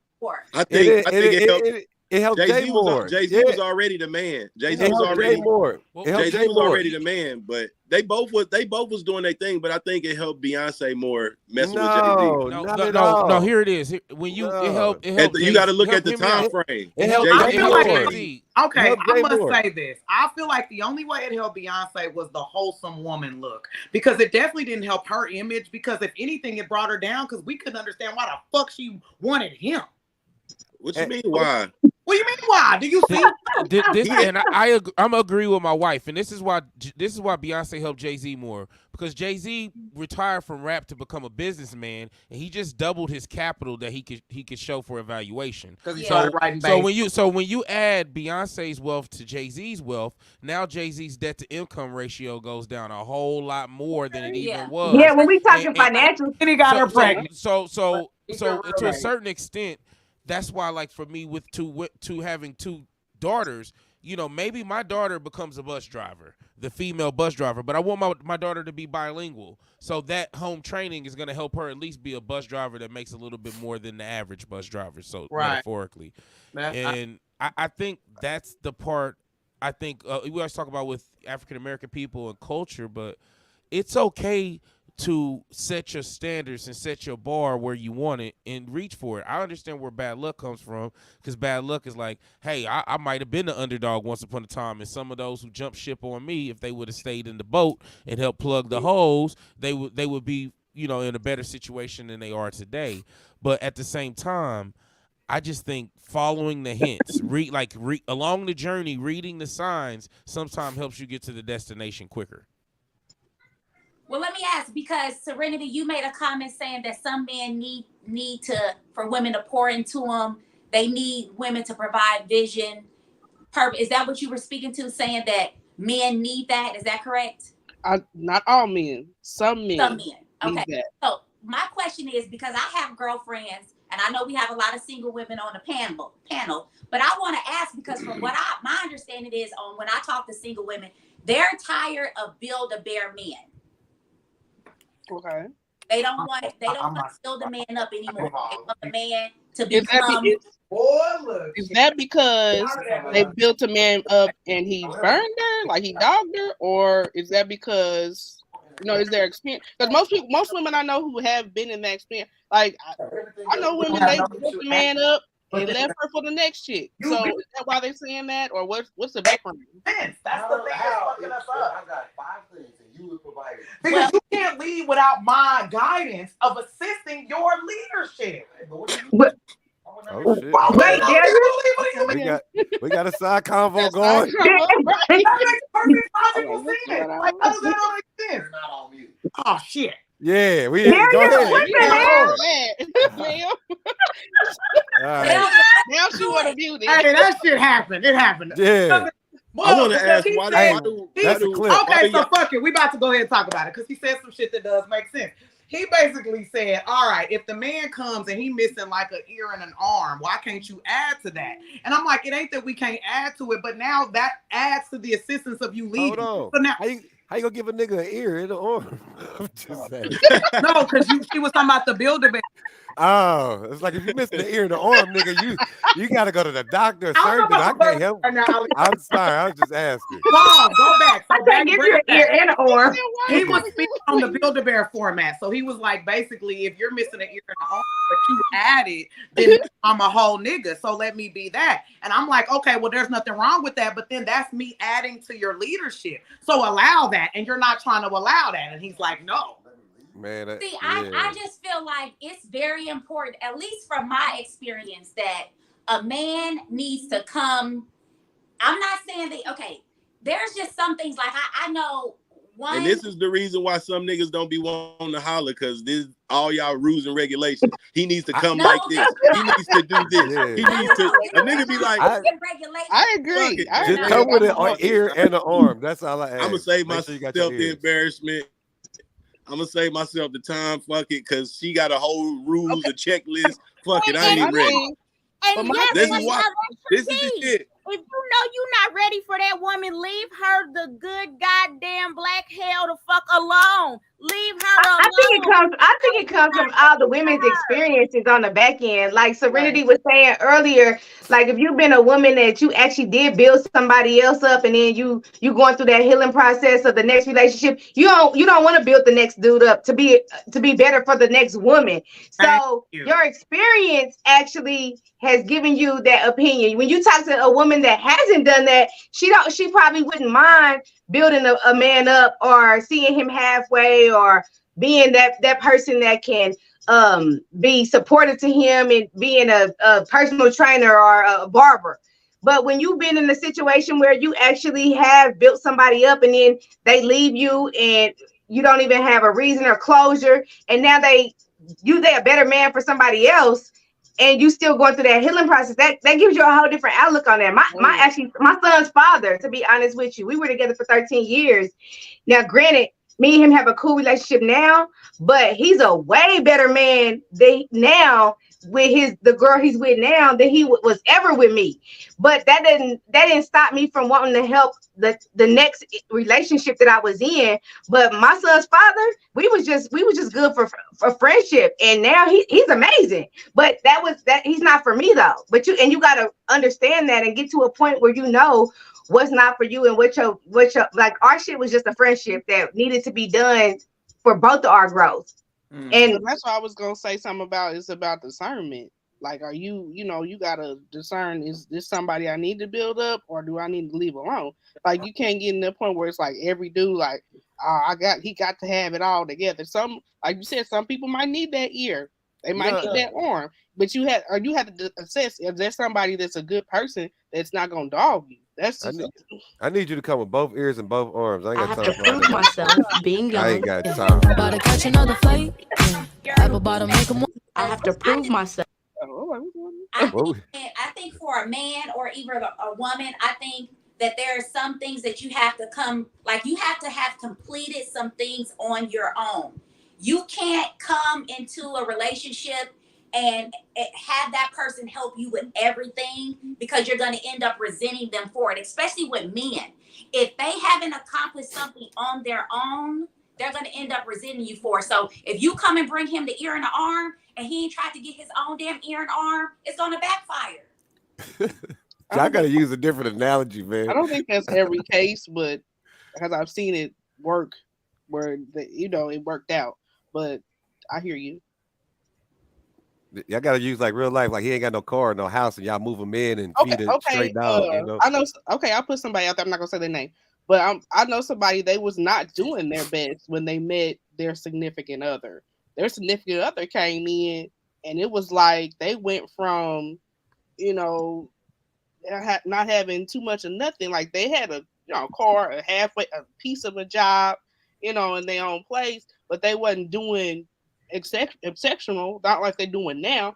With his woman, she helped him, get better, apply for better jobs and encourage him to do different things. They are doing great now financially, about to buy a house that they've been finna be built from the ground up. That's why I say it depends on the dude. Like you have to discern whether this person is a good person or not. That's in any relationship. So some people, they just they ain't about nothing. So you could build them up and they snake you or whatever, or they could have it all together and then they could be trying to say you ain't got it together or you missing something. Right. you come back on you, be like, well, shoot, you don't keep up yourself or whatever. Like everybody can say something about somebody. So that's all I'm saying. About to catch another flight. I have to prove myself being young, being black, and being a female in the industry. So you get looked down upon as if, well, they don't have as much experience or you don't know as much. How does that make you feel? It doesn't feel good, but it makes me work twice as hard. Is that fair? It's absolutely not. That you don't feel good, but you got to work twice as hard? Yeah, it's not fair. And what motivates you to keep going? I'm curious. Knowing how many people I'm reaching that want to get where I am. So I didn't realize how many younger children or people in high school or college followed me to actually see what I'm doing. Yeah. So the moment I started getting comments and reactions of, my niece saw you and felt like, Mom, I'm not used to seeing a pretty black girl doing this. Yeah. Now that's something I could do. I didn't even think that was an option for me. Right. So knowing that I'm creating a lane that most people wouldn't think twice about, absolutely. Wow. I wear it as a badge of honor. Okay, and I'll start off, because I know that the guy who's hosting that, I've seen his a video. It's kind of a backtracks, but he was talking about he was dating a young lady, and he was like big on his budget. Just before he blew up, he was big on his budget. He had a budget for everything, and so he was dating a young lady. He said he had a dating budget. So the girl was like, she said, hey, let's go eat at XYZ restaurant. It was out of his budget. And he was trying to figure out, I remember that dude. He was trying to figure out, should he lie to her or just tell her straight up, hey, that's out of my dating budget. We ain't gonna go. So he was like, forget it. I'm gonna go ahead and be honest. He's like, that's out of my budget, but maybe another time or let her date. And then he was like, the girl kind of fell off on him. Then she later came back when he got on TV trying to say what's up. So little stuff like that, like you missed out on a good person, but we can segue. But why tell her you gonna take her out if you got a certain budget? You never know what she gonna say. You know what I'm saying? The date might, you know what I'm saying? It might lead after something it might start from dinner and something else. Like shit. Why? You know what I'm saying? Niggas is stupid. One of my Valentine's Day was McDonald's. We played on the playground. Oh. But did you have fun though? I was gonna say, but you enjoyed that fun, though. That was creative. Right. Yeah, we was and I was in my 30s. Well, she didn't date. Not saying a date don't always got to be expensive to be enjoyable. But I'm just saying, if you ask a woman, like, you know what I'm saying, what you want to eat, like we had this conversation on here on one show, like if a man asks, then he should be financially prepared for whatever she throw at you. She might say crab legs, or she might want lobster tails. Nigga, I don't know. Yeah, I want some nuggets from McDonald's. Hibachi grills. It could be something. It could be something. Or some nuggets from the gas station.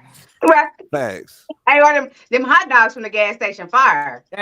I'll be smashing them taquitos like they're going out of style. So we're going to go that way because I want to remind y'all, we about to go into these comments because we have went into overtime mode. We're not all the way there, but time-wise, from the normal time, this would be about that time. So we do want to get into some of these comments and get some feedback. So we are on the Love Live. And again, this is a safe space. We do this every Sunday at 9 p.m. And if you want to call in, the number is 816-398-8229. Tonight, the subjects have kind of varied a little bit, but the main subject that we're going with definitely, I'm sounding like, of course, is relationships. And it went from the bus driver topic, and then it kind of went into finances. And now it just kind of went in to where we stand in the relationships as far as points. So if you have a topic or a decision or something that's went on like that for you, give us a call. It says Gonzo Banks said, "Go ahead, leopard skin." I'm not about to play with nobody.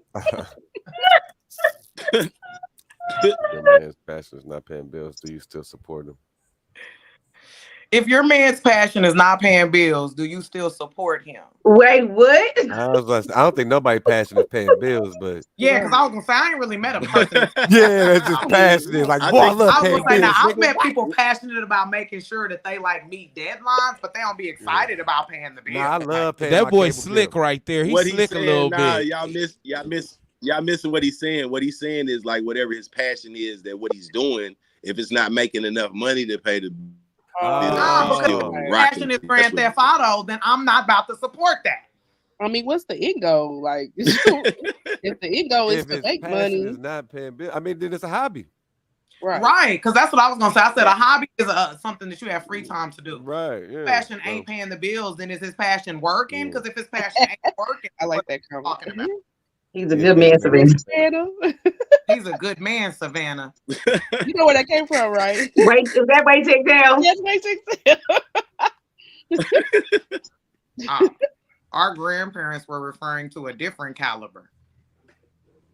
I think that was back. That's funny because I thank God that he brought that up because I was bringing that up too. Okay, so I seen a video, and this does bring about a true reality. So it was stating that, yes, at a certain point, men were paying all of the bills because women weren't able to work. But now that women are able to work, it needs to be a conversation of what level of the bills need to be paid. And I actually can agree to that only because, yes, women are working. So I feel like, for example, one example I like for me is if I meet a man and I'm dating him and we're deciding that we're going to be together, and let's say he decides that the bills are what he's going to take care of. Now, whereas when it was just me taking care of the bills, I didn't travel as often as I'd like. But now that you've came and alleviated that, travel is now the new add-on to where my money would actually go. So it's like, I feel like that because now the option of two incomes within a household is there, I feel like it shouldn't be less going on produced from the household if two incomes are now inside the household.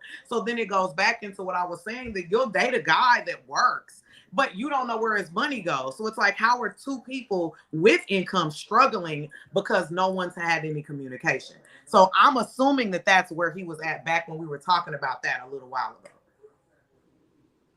Two people can be bad money management as a unit. And I didn't see couples with jobs and still be fucked up with good ass jobs. Like, what the fuck are y'all doing? Like, right? Yeah, money management. keeping up with the Joneses. I also want to add that women are working, but we still make less than men in most positions. Keep going.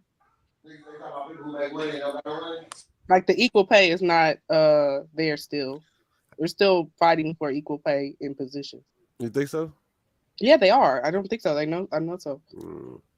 I be knowing the women be making hella money.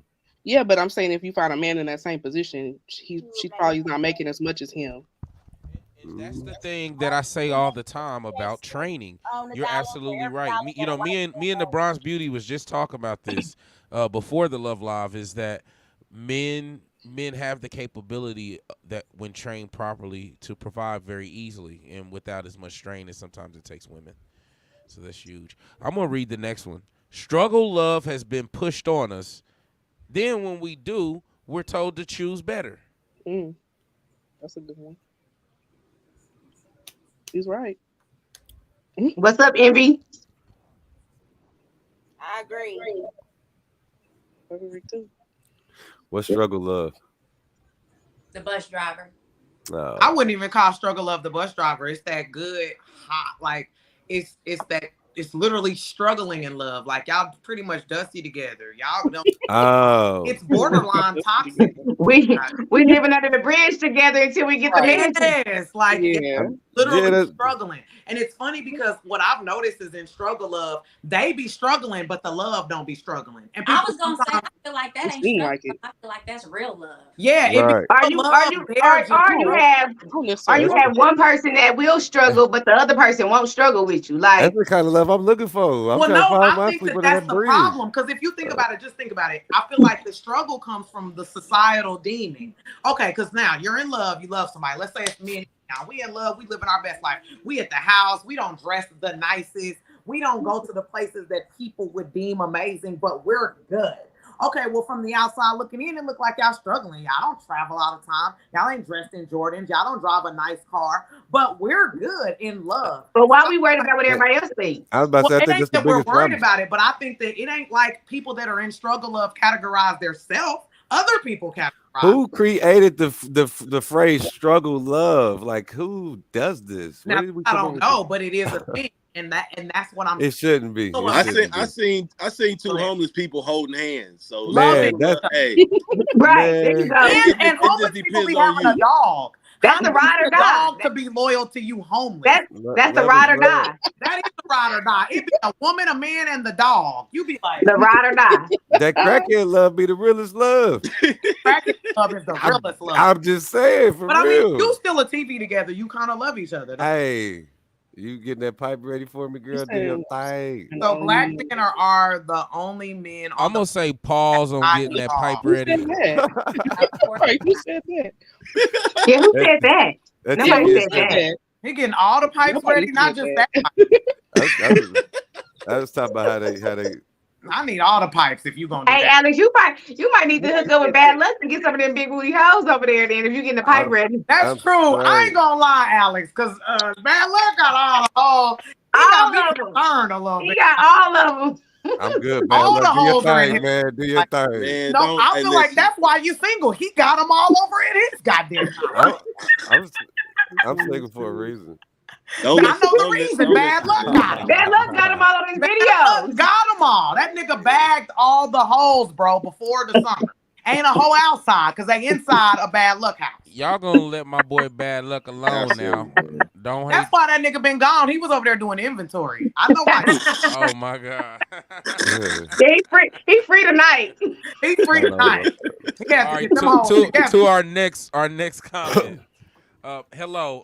I find that some men get healthy communication and nagging mixed up. It's not what they want to hear, so they call it nagging. That's right. That's back to Bad Luck.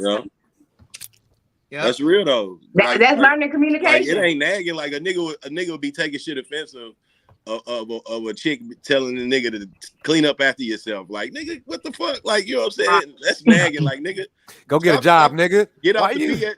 Nigga got the PS5 on all day, putting cereal bowls and shit on the table. Like, nigga, he called that nagging. Like, nigga. This bitch gonna tell me go get a job, man. You hear this shit? Alex, you look like you on the PS5 with them headphones. I am. This motherfucker trying to tell me go get a job. She got me fucked up. Oh my god. I'm not about to play with you at all. You over there sitting there with the wolf and the PS5. Look, them big ass headphones. That's the PlayStation's headphones. He definitely on the PlayStation. Talking shit to 7-year-old. Envy's on the PlayStation too. I'm not about to play with neither fucking one of them. It says right, and look what happened to Mary J. Blige when she decided to marry. She just picked the wrong nigga. Yeah, she picked the whole crackhead. She was tripping. She was tripping. I don't know. Hey, and I think, didn't Monique pick the wrong dude too? Because baby, that dude took her for everything when he divorced her. Jesus. I don't know, but Mary's songs be better when she with the wrong dude. I agree. I agree. Break up. Yeah, they fire. Them is some hits, baby. Break her heart right now. She get with the white dude that lift her up and her shit go down. Hey, hell yeah. When she got with the right dude, she made words up jamboree and shit. What is that shit? She was in the dancery. That's what it was. What they say on Hustle and Flow, I hear the pain in it. Yeah. Mary make them break up pain in it. That's funny. Keisha Cole only make good music when she hurt too. Yep. She another one. She make real good music when she hurt. Hurt Keisha because she do well when she hurt. She do well when she hurt. Yeah, she do. Yeah. I want to ask the ladies on the panel though. I was trying to get to it, but so what are y'all standards? Like, what do a man got to make a certain amount? Is it the vibe, or is it everything you look at, or what is this critique and criteria here? Like, oh no, nigga, you a manager at blah blah blah. That ain't good enough for me, or like, you know what I'm saying? That's what I'm saying.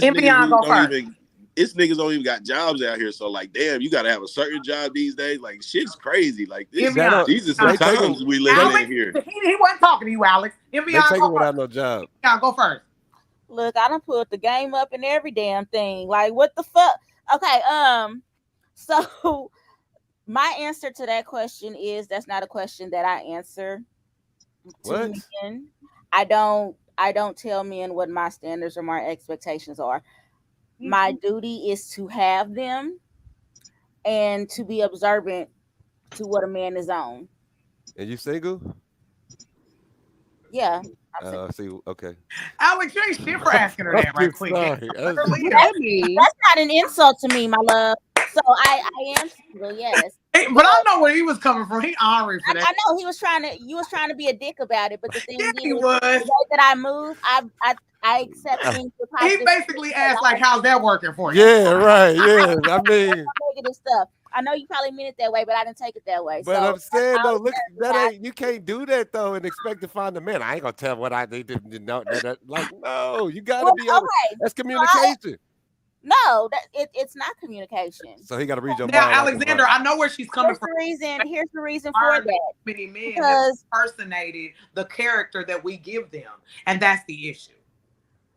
Right. So you want them to be genuine when it comes to, and you feel like if you tell them what you're looking for, then the genuine is gone out there because they're portraying somebody that they're not. Mm-hmm. Right. Because it doesn't. But also, so that's the first part of it, right? Like, if you tell somebody, oh, I expect XYZ, then all you do is become an objective to that person. Oh, she wants somebody that's gonna come to the door and pull out her chair. Boom, I could do that. Does that make you a good man? Absolutely not.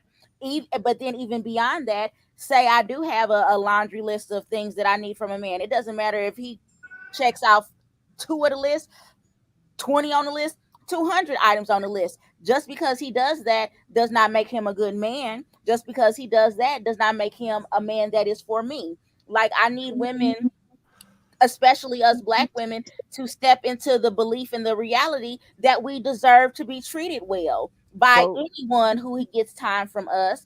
And if they aren't treating us well, then they don't deserve our time. Okay, so can I ask you something real quick? We understand that, but all I was asking is what are your expectations? Like, she can't give you won't even tell a nigga, so like he don't even know what to do. He don't even know how to treat you it's almost like so like how. So if we equated, it would be like going into a job and going and just working without no duty. You have no idea what your duty is, and just go in there, but you still want your job.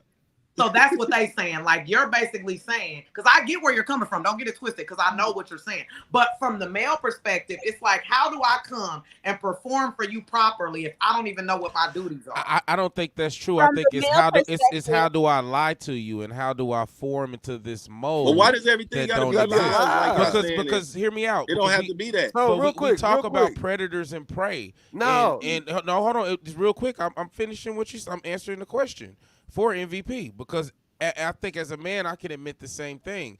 Maybe you don't got no game like that, and if you don't got no game, then maybe this ain't for you.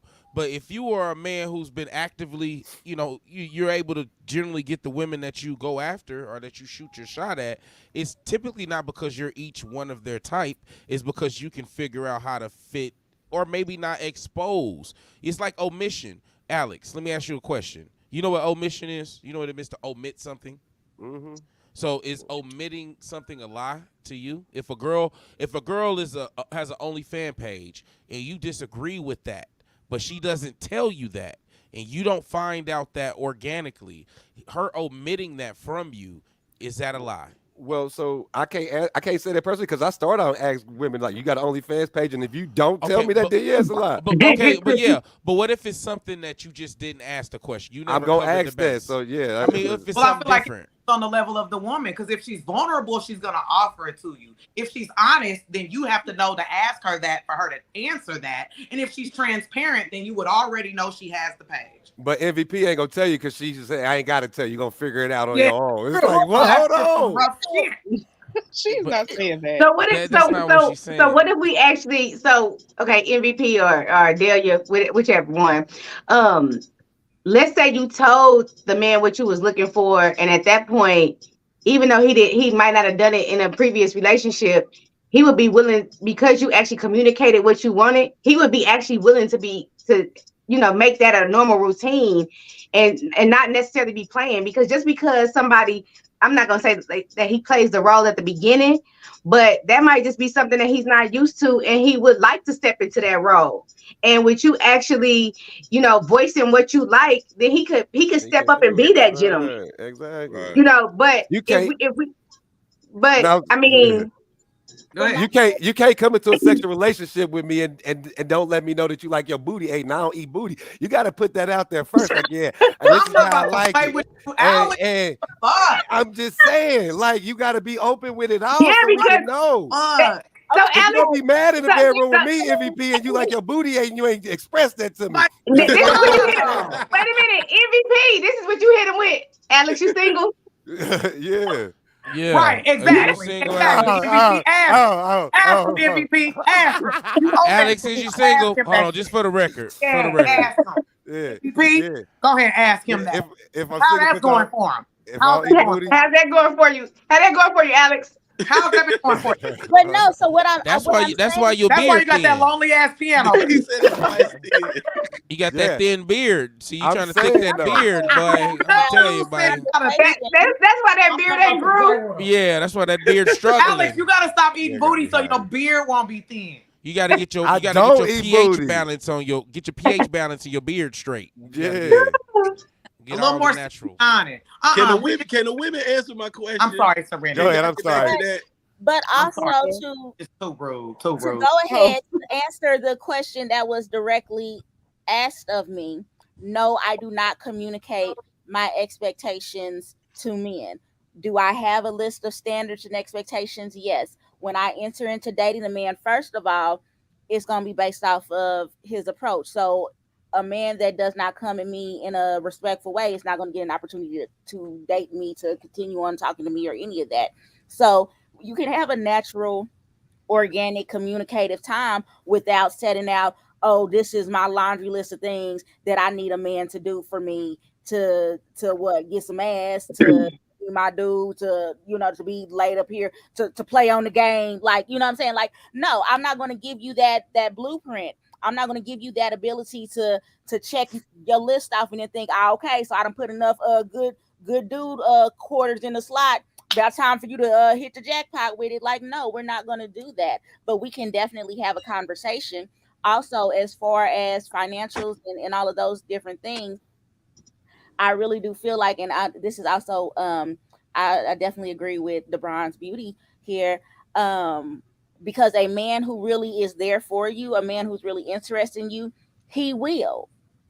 So if there are certain things that you communicate that you need, the man that cares about you, he's going to do that. The man that really loves you is going to do that. The man that sees you as this is the woman that I want in my life. The man that, oh, what's that word again? That has a vision for you and a plan and is pro how you are supposed to move through life is going to do those things regardless. So it's not like, okay, here's this laundry list of shit that you can do and fuck me over and get some ass real fast. Like, no, we're going to grow organically. And if you don't live up to those standards organically, because I have not given you a laundry list of things you can pretend to be and pretend to do, then I'm going to just stop dealing with you.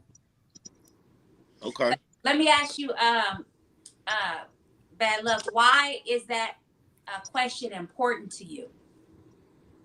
Because it is the subject matter was about the lady feeling like a dude that's a bus driver was beneath her. Right. You know what I'm saying? So this was my way of trying to get a woman's perspective on what are y'all standards, you know what I'm saying, as far as that thing goes. I mean, you know what I'm saying? Are we basing people on their situation at the time, or you know what I'm saying? Like I heard some of y'all saying like, okay, if you're at this point and you're not becoming stagnant and you're trying to elevate, then that's fine too. So I'm just trying to get an understanding in y'all brains and how y'all working with y'all thought process on, you know what I'm saying, that some of y'all might be missing y'all blessings, because at the same time, a lot of these baller dudes, Chiefs players, you know what I'm saying, millionaire kind of guys, a lot of them ain't even faithful. Like a lot of women are chasing those kind of guys, but they got 10 women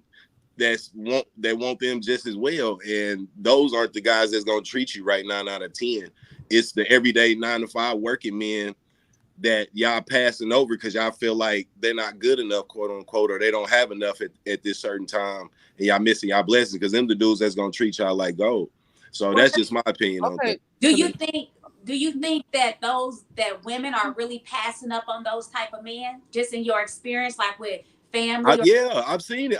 Listen, check this out. I was on my Facebook page a couple weeks ago and I seen a chick that said she was in the laundromat and a dude approached her trying to talk to her, and she was on some type of time like, oh, you in a laundromat with me, what can you do for me? Like, you in the same boat as him. Like, both, neither one of y'all got a wash and dryer, or you know what I'm saying? Yeah, neither one of y'all got a wash and dryer, but he ain't good enough for you because he don't got one. Like, this is the mentality that we're dealing with as black men these days, and it's crazy. And then y'all wonder why certain dudes are scared to come approach y'all because, like, you know what I'm saying, stuff like that. Like, you could find somebody equally yoked as you, and you still not good enough.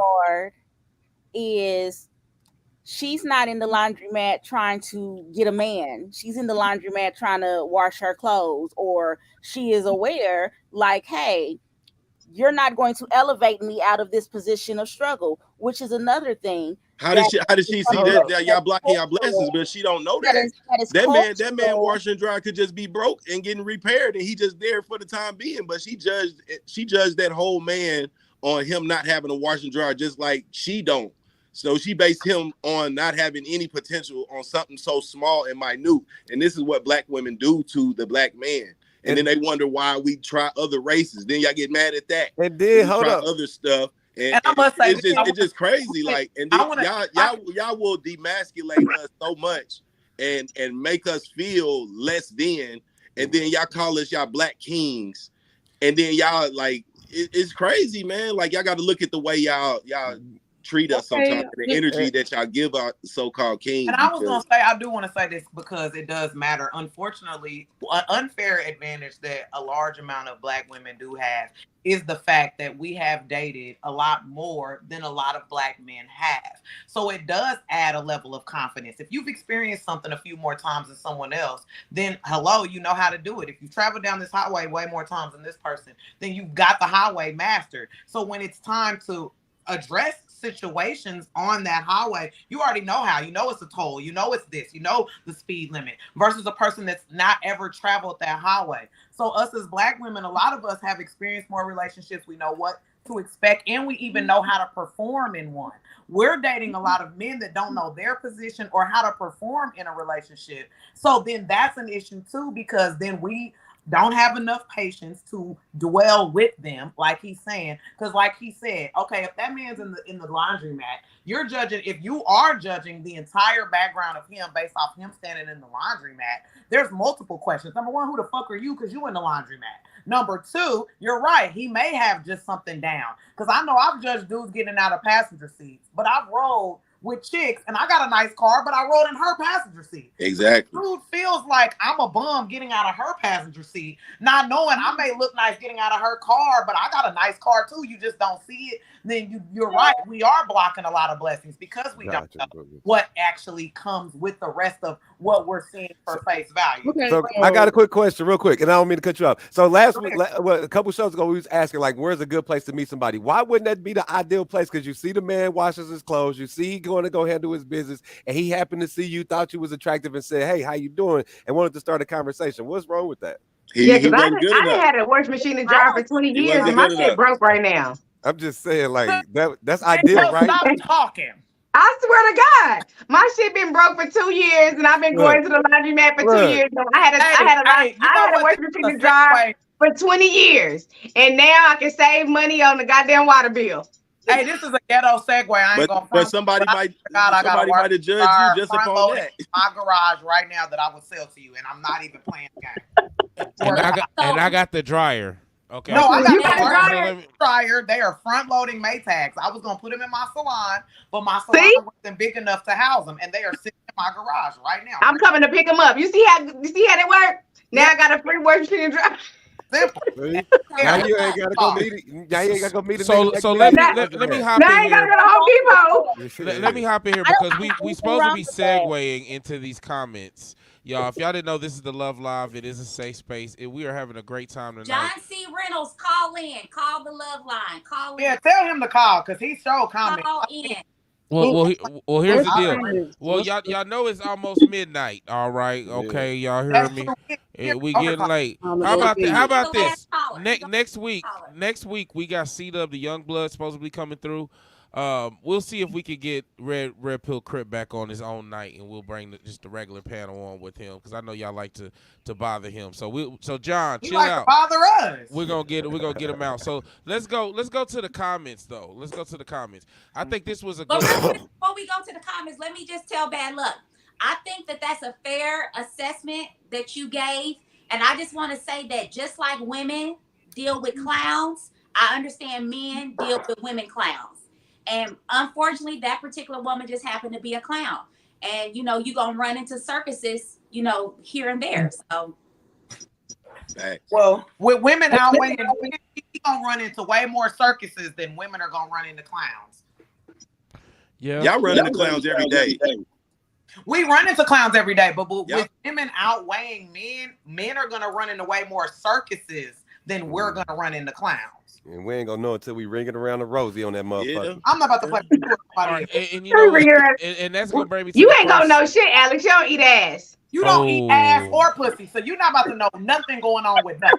If I eat a vagina, I love that. Yeah. Fried wolf dick and a whole bunch of complaints. That nigga lied. I ain't lying about that, man. Alex, you gotta be lying. He don't eat the front or the back. How the fuck are you alive? That's 35. Huh? In the 2023rd year of our Lord, I'm not about to play. You ain't eating no boxer. He don't eat the box or the back of the box. I just don't eat random boxes. I gotta love you. We gotta be in a relationship. We gotta be together. I gotta be I don't eat random boxes. No, I don't be eating random boxes. Good answer. Good answer. Yeah. I don't feel like he eat no boxes. I don't care what he's I haven't in a while, so yeah. Somebody said he's Jamaican. I feel like we really have to. Nah, he's Jamaican, so the box gotta be jerked for you to eat it. Say less. Like the whole, your job, your occupation makes you better or worse, or the amount of money makes you more valuable or less valuable, or some shit like that. I feel like that is bullshit. Yeah. Like, you got to be able to pay your bills. And like, okay, so this is a gas station story. One day I was walking into the liquor store in my neighborhood, and it was a homeless man sitting outside, and he was like, as pretty as you is, you can have 99 cents of every dollar that I make. And from that moment on, joke as it was, it's really very factual. A man that really fucking wants you, you can have 99 cents every dollar that he make. So it does not matter if this man makes 6 figures or if he has an hourly wage, which Cope, you my guy, but that was classist as shit. And like my homegirl Serenity said, you was on some Virgo ass shit right the fuck there when you said that. Like, but hear me out. But I didn't say that somebody had to make this or that. I said it's about the ascension. So my thing is, if you start off making $1, unfortunately, there's something to be said by towards further in the journey, you're still making $1. Staying in the same place is something that's taught, and it's something that is a part of just your core belief system. Said if you 35 and you talking about an hourly wage, like there are plenty of people in their 30s who make hourly wages. Like, about a fresh but hear me out. But chances are those your salary, but like we're not gonna shit on people that make hourly fucking wages. But entry level is entry level. But entry level is entry level, and that's still the same thing. What I'm saying, if you're making the same amount of money that you've been making for the last 30 years or 20 years or even 10 years, there is a problem with this. Like our children. When our children, we want to teach them to elevate. And it's like and if you want to pick on it for your own self, like you said with your guy, if your guy don't know how to put on a suit, that is a very, very, very different thing, because that's how you dress and that's your personality. Just like dresses. Some women don't wear dresses because they're masculine or whatever, they just don't feel comfortable in them, and they don't, and they just don't. I'm in gym clothes all the time. So it's always in the yard. I think the biggest point of all of this stuff is that's weird for a lot of people is it's okay that, because I know Delia gonna tell you, I say this all the time. Selection is perfection. Perfection, yeah. If you can select something, you're going to select the best thing for yourself. Thank you. Yes. Every time. If you have an option of selecting something, unfortunately, bus driver happens to be a very degraded job at this point, I think. It's a good job. But I'm not saying it's not a bad job. I'm saying just like if you work for the Metro, all the benefits and all that shit, cool. Right. They get hella benefits and shit. Like, what? But what I'm saying is it's being degraded as a low-level job via the internet right now. When in reality, just like my boy said, he does something that a lot of people do. He works in a warehouse, which is very common. And what I'm saying is it's just the ascension point. And it's the same thing, I think, for us as men. It's hard to stand up to that. It's hard to stand up to the fact of if we're not consistent and deliberate in our day-to-day choices, we will not be in a better place than we were yesterday. Got to be consistent, period. So, and that's huge. So if you won't date a bus driver, I understand. But I think the biggest thing, if you don't want to date a bus driver that doesn't have aspirations of doing more, because you might be like Bad Luck said, you might be a bus driver today, But I don't believe in the don't block your blessing thing, because at the same time, maybe not a Chiefs player, because I think there's some discrepancy there. It's a long way from a regular working guy to an athlete, professional athlete. Long way. But Alex, what you do for a living? I can't disclose that. What the fuck? Get the fuck out of here. What do you do for a living, Alex? Alex, let me help you out. I want this go. Don't go to McDonald's on 39th and Prospect, y'all. That nigga at that McDonald's. Don't go to Church's Chicken. I manage finances to be discreet about it. There we go. So you work in a corporate setting is what my answer would have been. So Alex works in a corporate setting. So with that being said, I don't. Basement. Well, I'm not gonna. Don't ask. Don't. Bad Luck, where you work?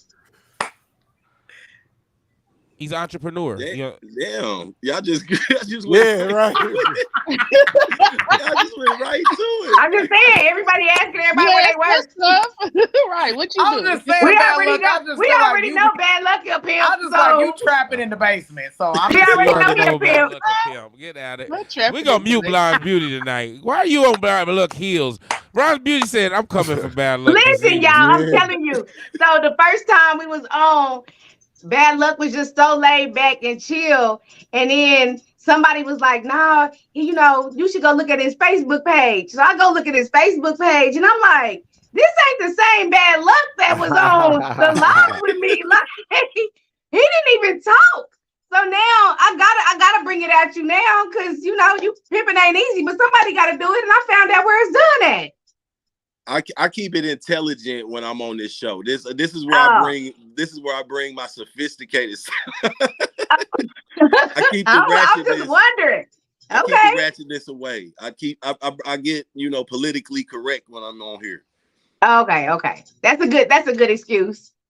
No, that's just real. I try to because I represent so many of my black brothers.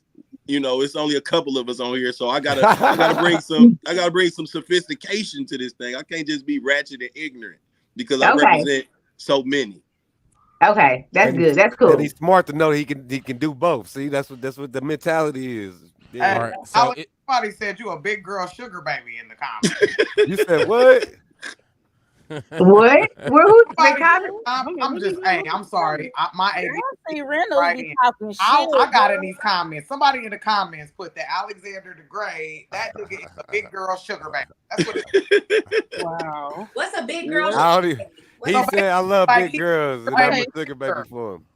Somebody said something. You might not be compatible with a bus driver. I was gonna kind of say like, something about to the fact that what do you have? What is the Ebony chick have in common with the bus driver? It's kind of like some people might not date somebody who's doing that because what do you have in common per se? Like what we finna talk about.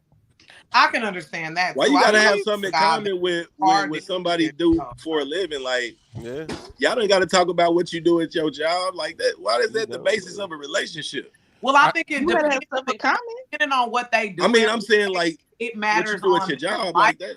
Their mindset, because if they're doing something that, for example, doesn't stay up to date or doesn't know what's going on in everyday life, and then you're a person that may be in like living in the fast lane and know some of that, when it's time to come and unwind, you may not be able to do so because this person is unaware if they're just not living that, because they're just so opposite. There's not a negative in that, depending on the level of opposition that can affect you, because y'all can't even share conversations because it's just so all the way away from who they are that it's like y'all aren't compatible in that format. So it's like, okay, y'all may be physically attracted, you may look nice together, but it's like I do this and you do this, and when it's time to come and communicate, it's just never a common real ground. Why women looking to date doctors then? Say that again. They are, dude. What are you talking about? I'm saying why are they if they can't communicate because the job feels is different? You said who? What? I hear you. I'm saying you saying that we not compatible. We can't have this communication and conversation because you doing this and I'm doing that. Then why are women that look to date doctors because you're not in the medical I feel like field? you're being funny asking that question. So a woman still wants to be provided for. So obviously she dates the doctor. She don't give a fuck. He's providing. So it don't matter, right?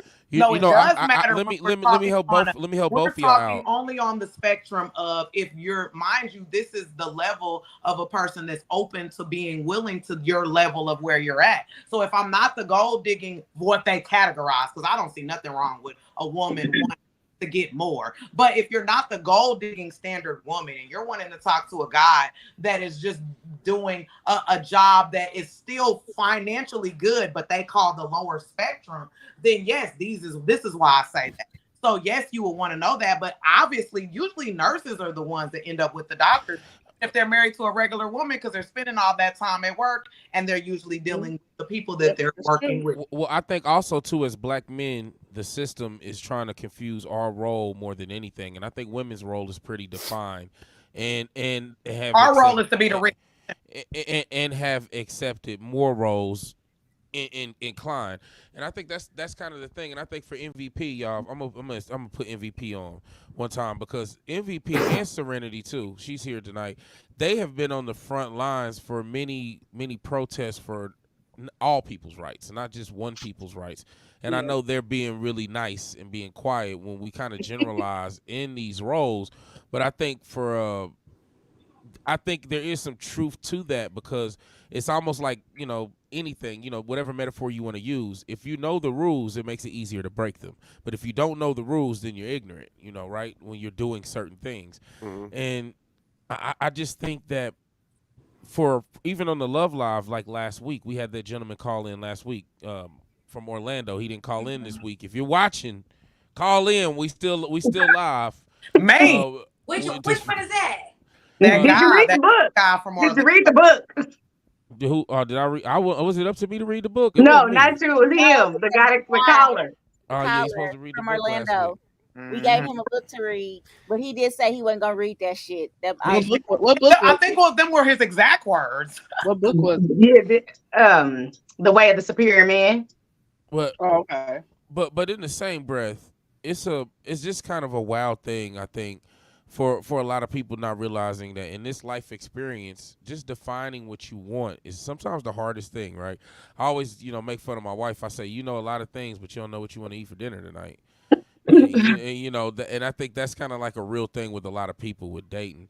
Alex, like, I think that you're a professional guy, like in your real terms, man, and it's just holding you back from, just not, Just not what? You just got to do it.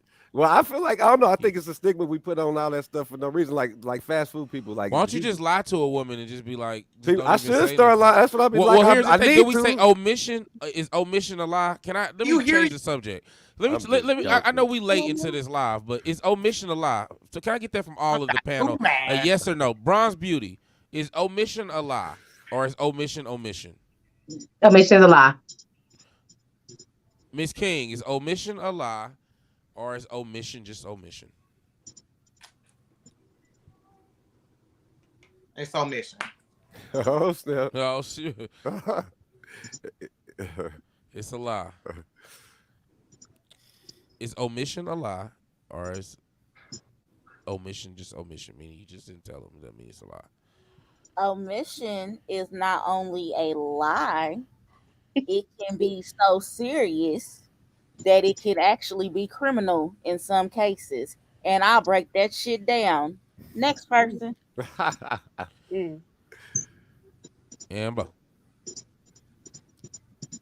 Is omission a lie or is omission just omission, Amber? With your thighs on display. I see them. I said it in the comments. I said it in the private chat. Maybe I see that respectfully. muscular, whatever that muscle is right there. I need that. It's the Angela Bassett.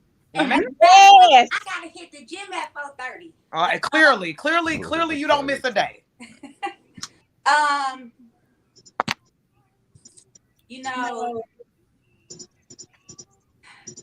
Omission is a lie. All right, did we got bad luck. Oh, Serenity. I would say it's deceitful. I wouldn't say it's a lie. What's deceit?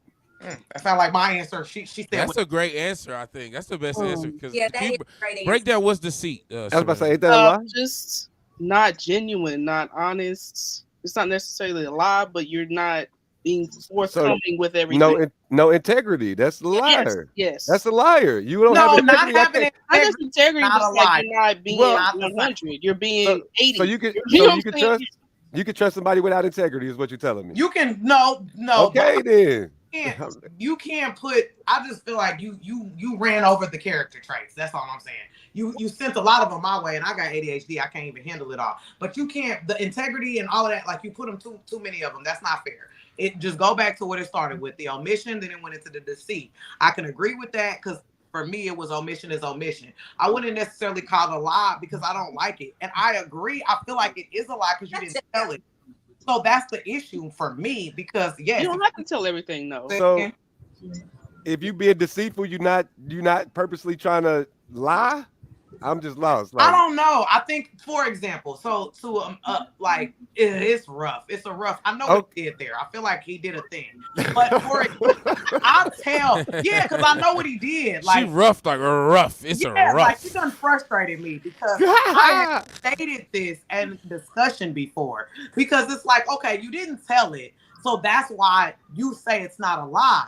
But you knew I needed to know. So it's deceitful because you knew it was information that you withheld from me. So you didn't lie because you didn't tell me the not truth. Right. It's technically not a lie. Tell me the truth. Only people that say that it's liars and cheaters, and they use that as that little gray area, man. Come on now. I mean, y'all technically, it's not a lie. But so bad luck, is it a lie? That's why I mentioned bad luck. I said.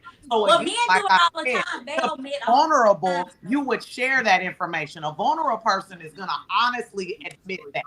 To be honest, you would have to know to ask me that for me to directly tell it to you. But if I was transparent, then you would know it no matter what. That's why All I right, say so let me wrap it up. I got somewhere I'm going with. I got somewhere I'm going with this though. Hold on, one last one, and I'm gonna get back to it. Bad luck.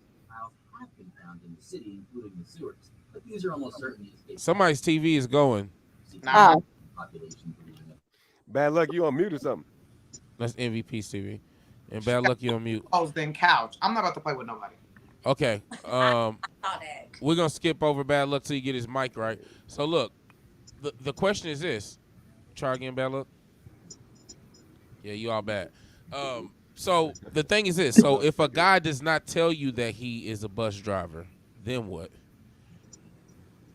If he just never tells you, like you just He didn't lie. He didn't lie. He didn't lie. I mean, but who didn't ask? Tell them what who didn't going ask to work and they saying nothing. Yeah, look, they studied now. It's like, hold on. how many Well, how no, many I'm guys? not stuttering because who didn't ask? Like, what do you mean if he never told? I'm gonna. Because what if What are you gonna say? Oh, I just work for the Metro. Well, You but gonna say here's you don't the work thing. for us? It's a safe to say out of the 7 of us on here, at least 3 or 4 of us have been bad judges of character with our past relationships, right? We've said that.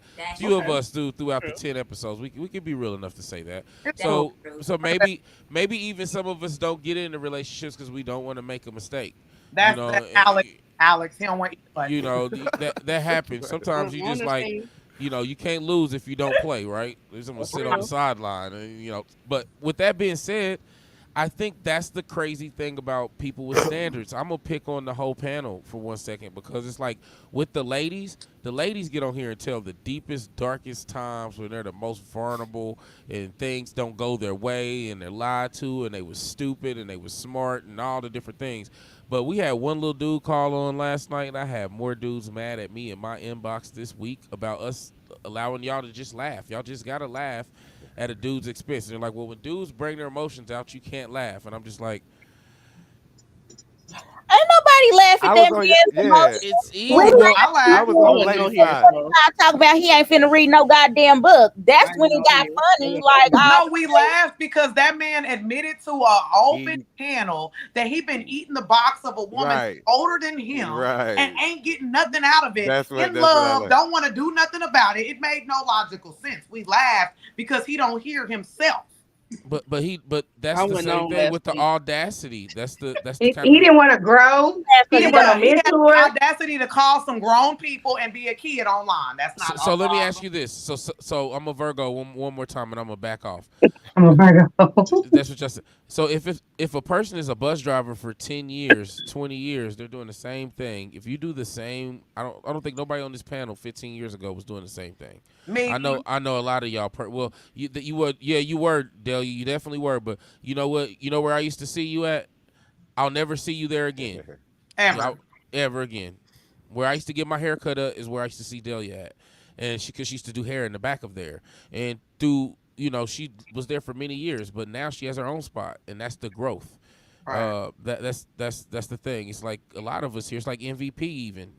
MVP's full time at what she does, living her dream, and that's huge. I also think that the communication matters too. Really good friend works part-time at FedEx, right? Read books. And he refuses to get on full-time. And his reason was because he said that if he gets on and becomes a full-time employee, then he is capped at the amount of overtime he can work. But if he stays as a part-time, he can max out as much overtime as need be. So I guess if it sounds like the certain woman talks to him and hear him be part-time there, they don't hear the benefit of how he can basically go to work at any time he wants and make as much as he needs as a part-time employee versus being a full-time employee and getting the level of benefits that you would get at that level. So I agree with you, and I do understand because it does depend on the person and the communication. So it all goes together. Yep, because starting off as a bus driver or something, driving transport at a younger age, man, that could be great money. If you're 21, 23 years old and you got this job that's got all these benefits and all these things working in your favor, so that's huge. Let's get back to some of these. So real quick before we get to the comments, like ladies, if y'all meet a dude on the internet, right, and he don't tell you he like 5'2", and you like all the time. Just all Is that lying or That is a omission? lie. I'm just saying, like, I think that is omission. There's a reason why that's they call still it tall, you dark. lying. But people don't tell you that. People don't tell you like. By the People way, I don't tell stink you. a little. By the way, I stink a little bit. Oh yeah, I got a tinge in the afternoon about 2. I know, because I'm 5'5". I'm 5'4". You a 5'5" lie. I'm 5'5", thick in the I'm thighs. 5'4". Y'all both 5'5", thick in the thighs, cute in the face, and slim in the I think waist. every woman on here is 5'4". I think. 5'4". How tall are you? 5'5". You're 5'5". What's that? 5'3". 5'5" with brown eyes. Damn 5'5". How tall I'm are you, Amber? 5'5". Yeah, she ain't no 5'5". How tall are you, Amber? 5'8". Hell no. I'm 5'5", 5'4". Yeah, Don't me say and Amber looking eye to eye. Hey, don't say hell no. Now my wife is 5'9". You better calm down now. Calm down. Yeah, but see, Monique's got the long legs. That don't count. Shit. Calm down. She in these comments. She's had them long legs since high school. I seen them. They done ran the track. I seen that shit too. Because you might not ask for the height at the first. You might just be talking to him and vibing off the energy through the chat. And then when y'all meet up, you like, damn, you only 2 foot tall. It's like, oh, shit. You know? I feel like I agree because that comment says, why would the woman not ask his height if it's a deal breaker for her? And that's real with me because I know me. I don't ask the height as fast as I ask what's your favorite cologne. Right. Top 3 colognes you wear. Because, baby, damn your height. If you stink, I don't give a fuck how tall you are. What? What? What did he say? What that comment say? Women leave and don't try again, player. See, they in the comments arguing. Yeah, they arguing amongst They themselves. going crazy in the comments. The comments is a safe place too, okay? John got the comments stirred up. That's Red Pill Crip, man. Yeah, Red Pill got the comments stirred up. So how about this? Do y'all know what time it is? It's 12:06. midnight. That time. Oh, It's about that time. So guess what we're going to do before we get out of here this evening? We're going to give everybody a chance to say one more thing, and we are going to respectfully back on out for the evening, starting with our guest, Miss Serenity. Oh, okay. I would say I had a good time on here. And it's about commonality. Like, what do you have in common with whoever you're dating? That's all I was getting at. And it was fun. All right. It's Amber. Great show. This is Amber Lucretia signing off. And I'm going to leave you guys with a quote that's so appropriate. And the quote is, your failures are in your choices. Bye. Oh shit, it's me. Hey, y'all. It's late. We in Monday already. So like enjoy your work week or whatever. Thanks for tuning in. Good night. God bless. Godspeed. Signing off. I'm just here so I don't get fined. I'm not about to. I'm just here so I don't get fined this week. That's all. Hey, see y'all next week, Sunday, same time, same place.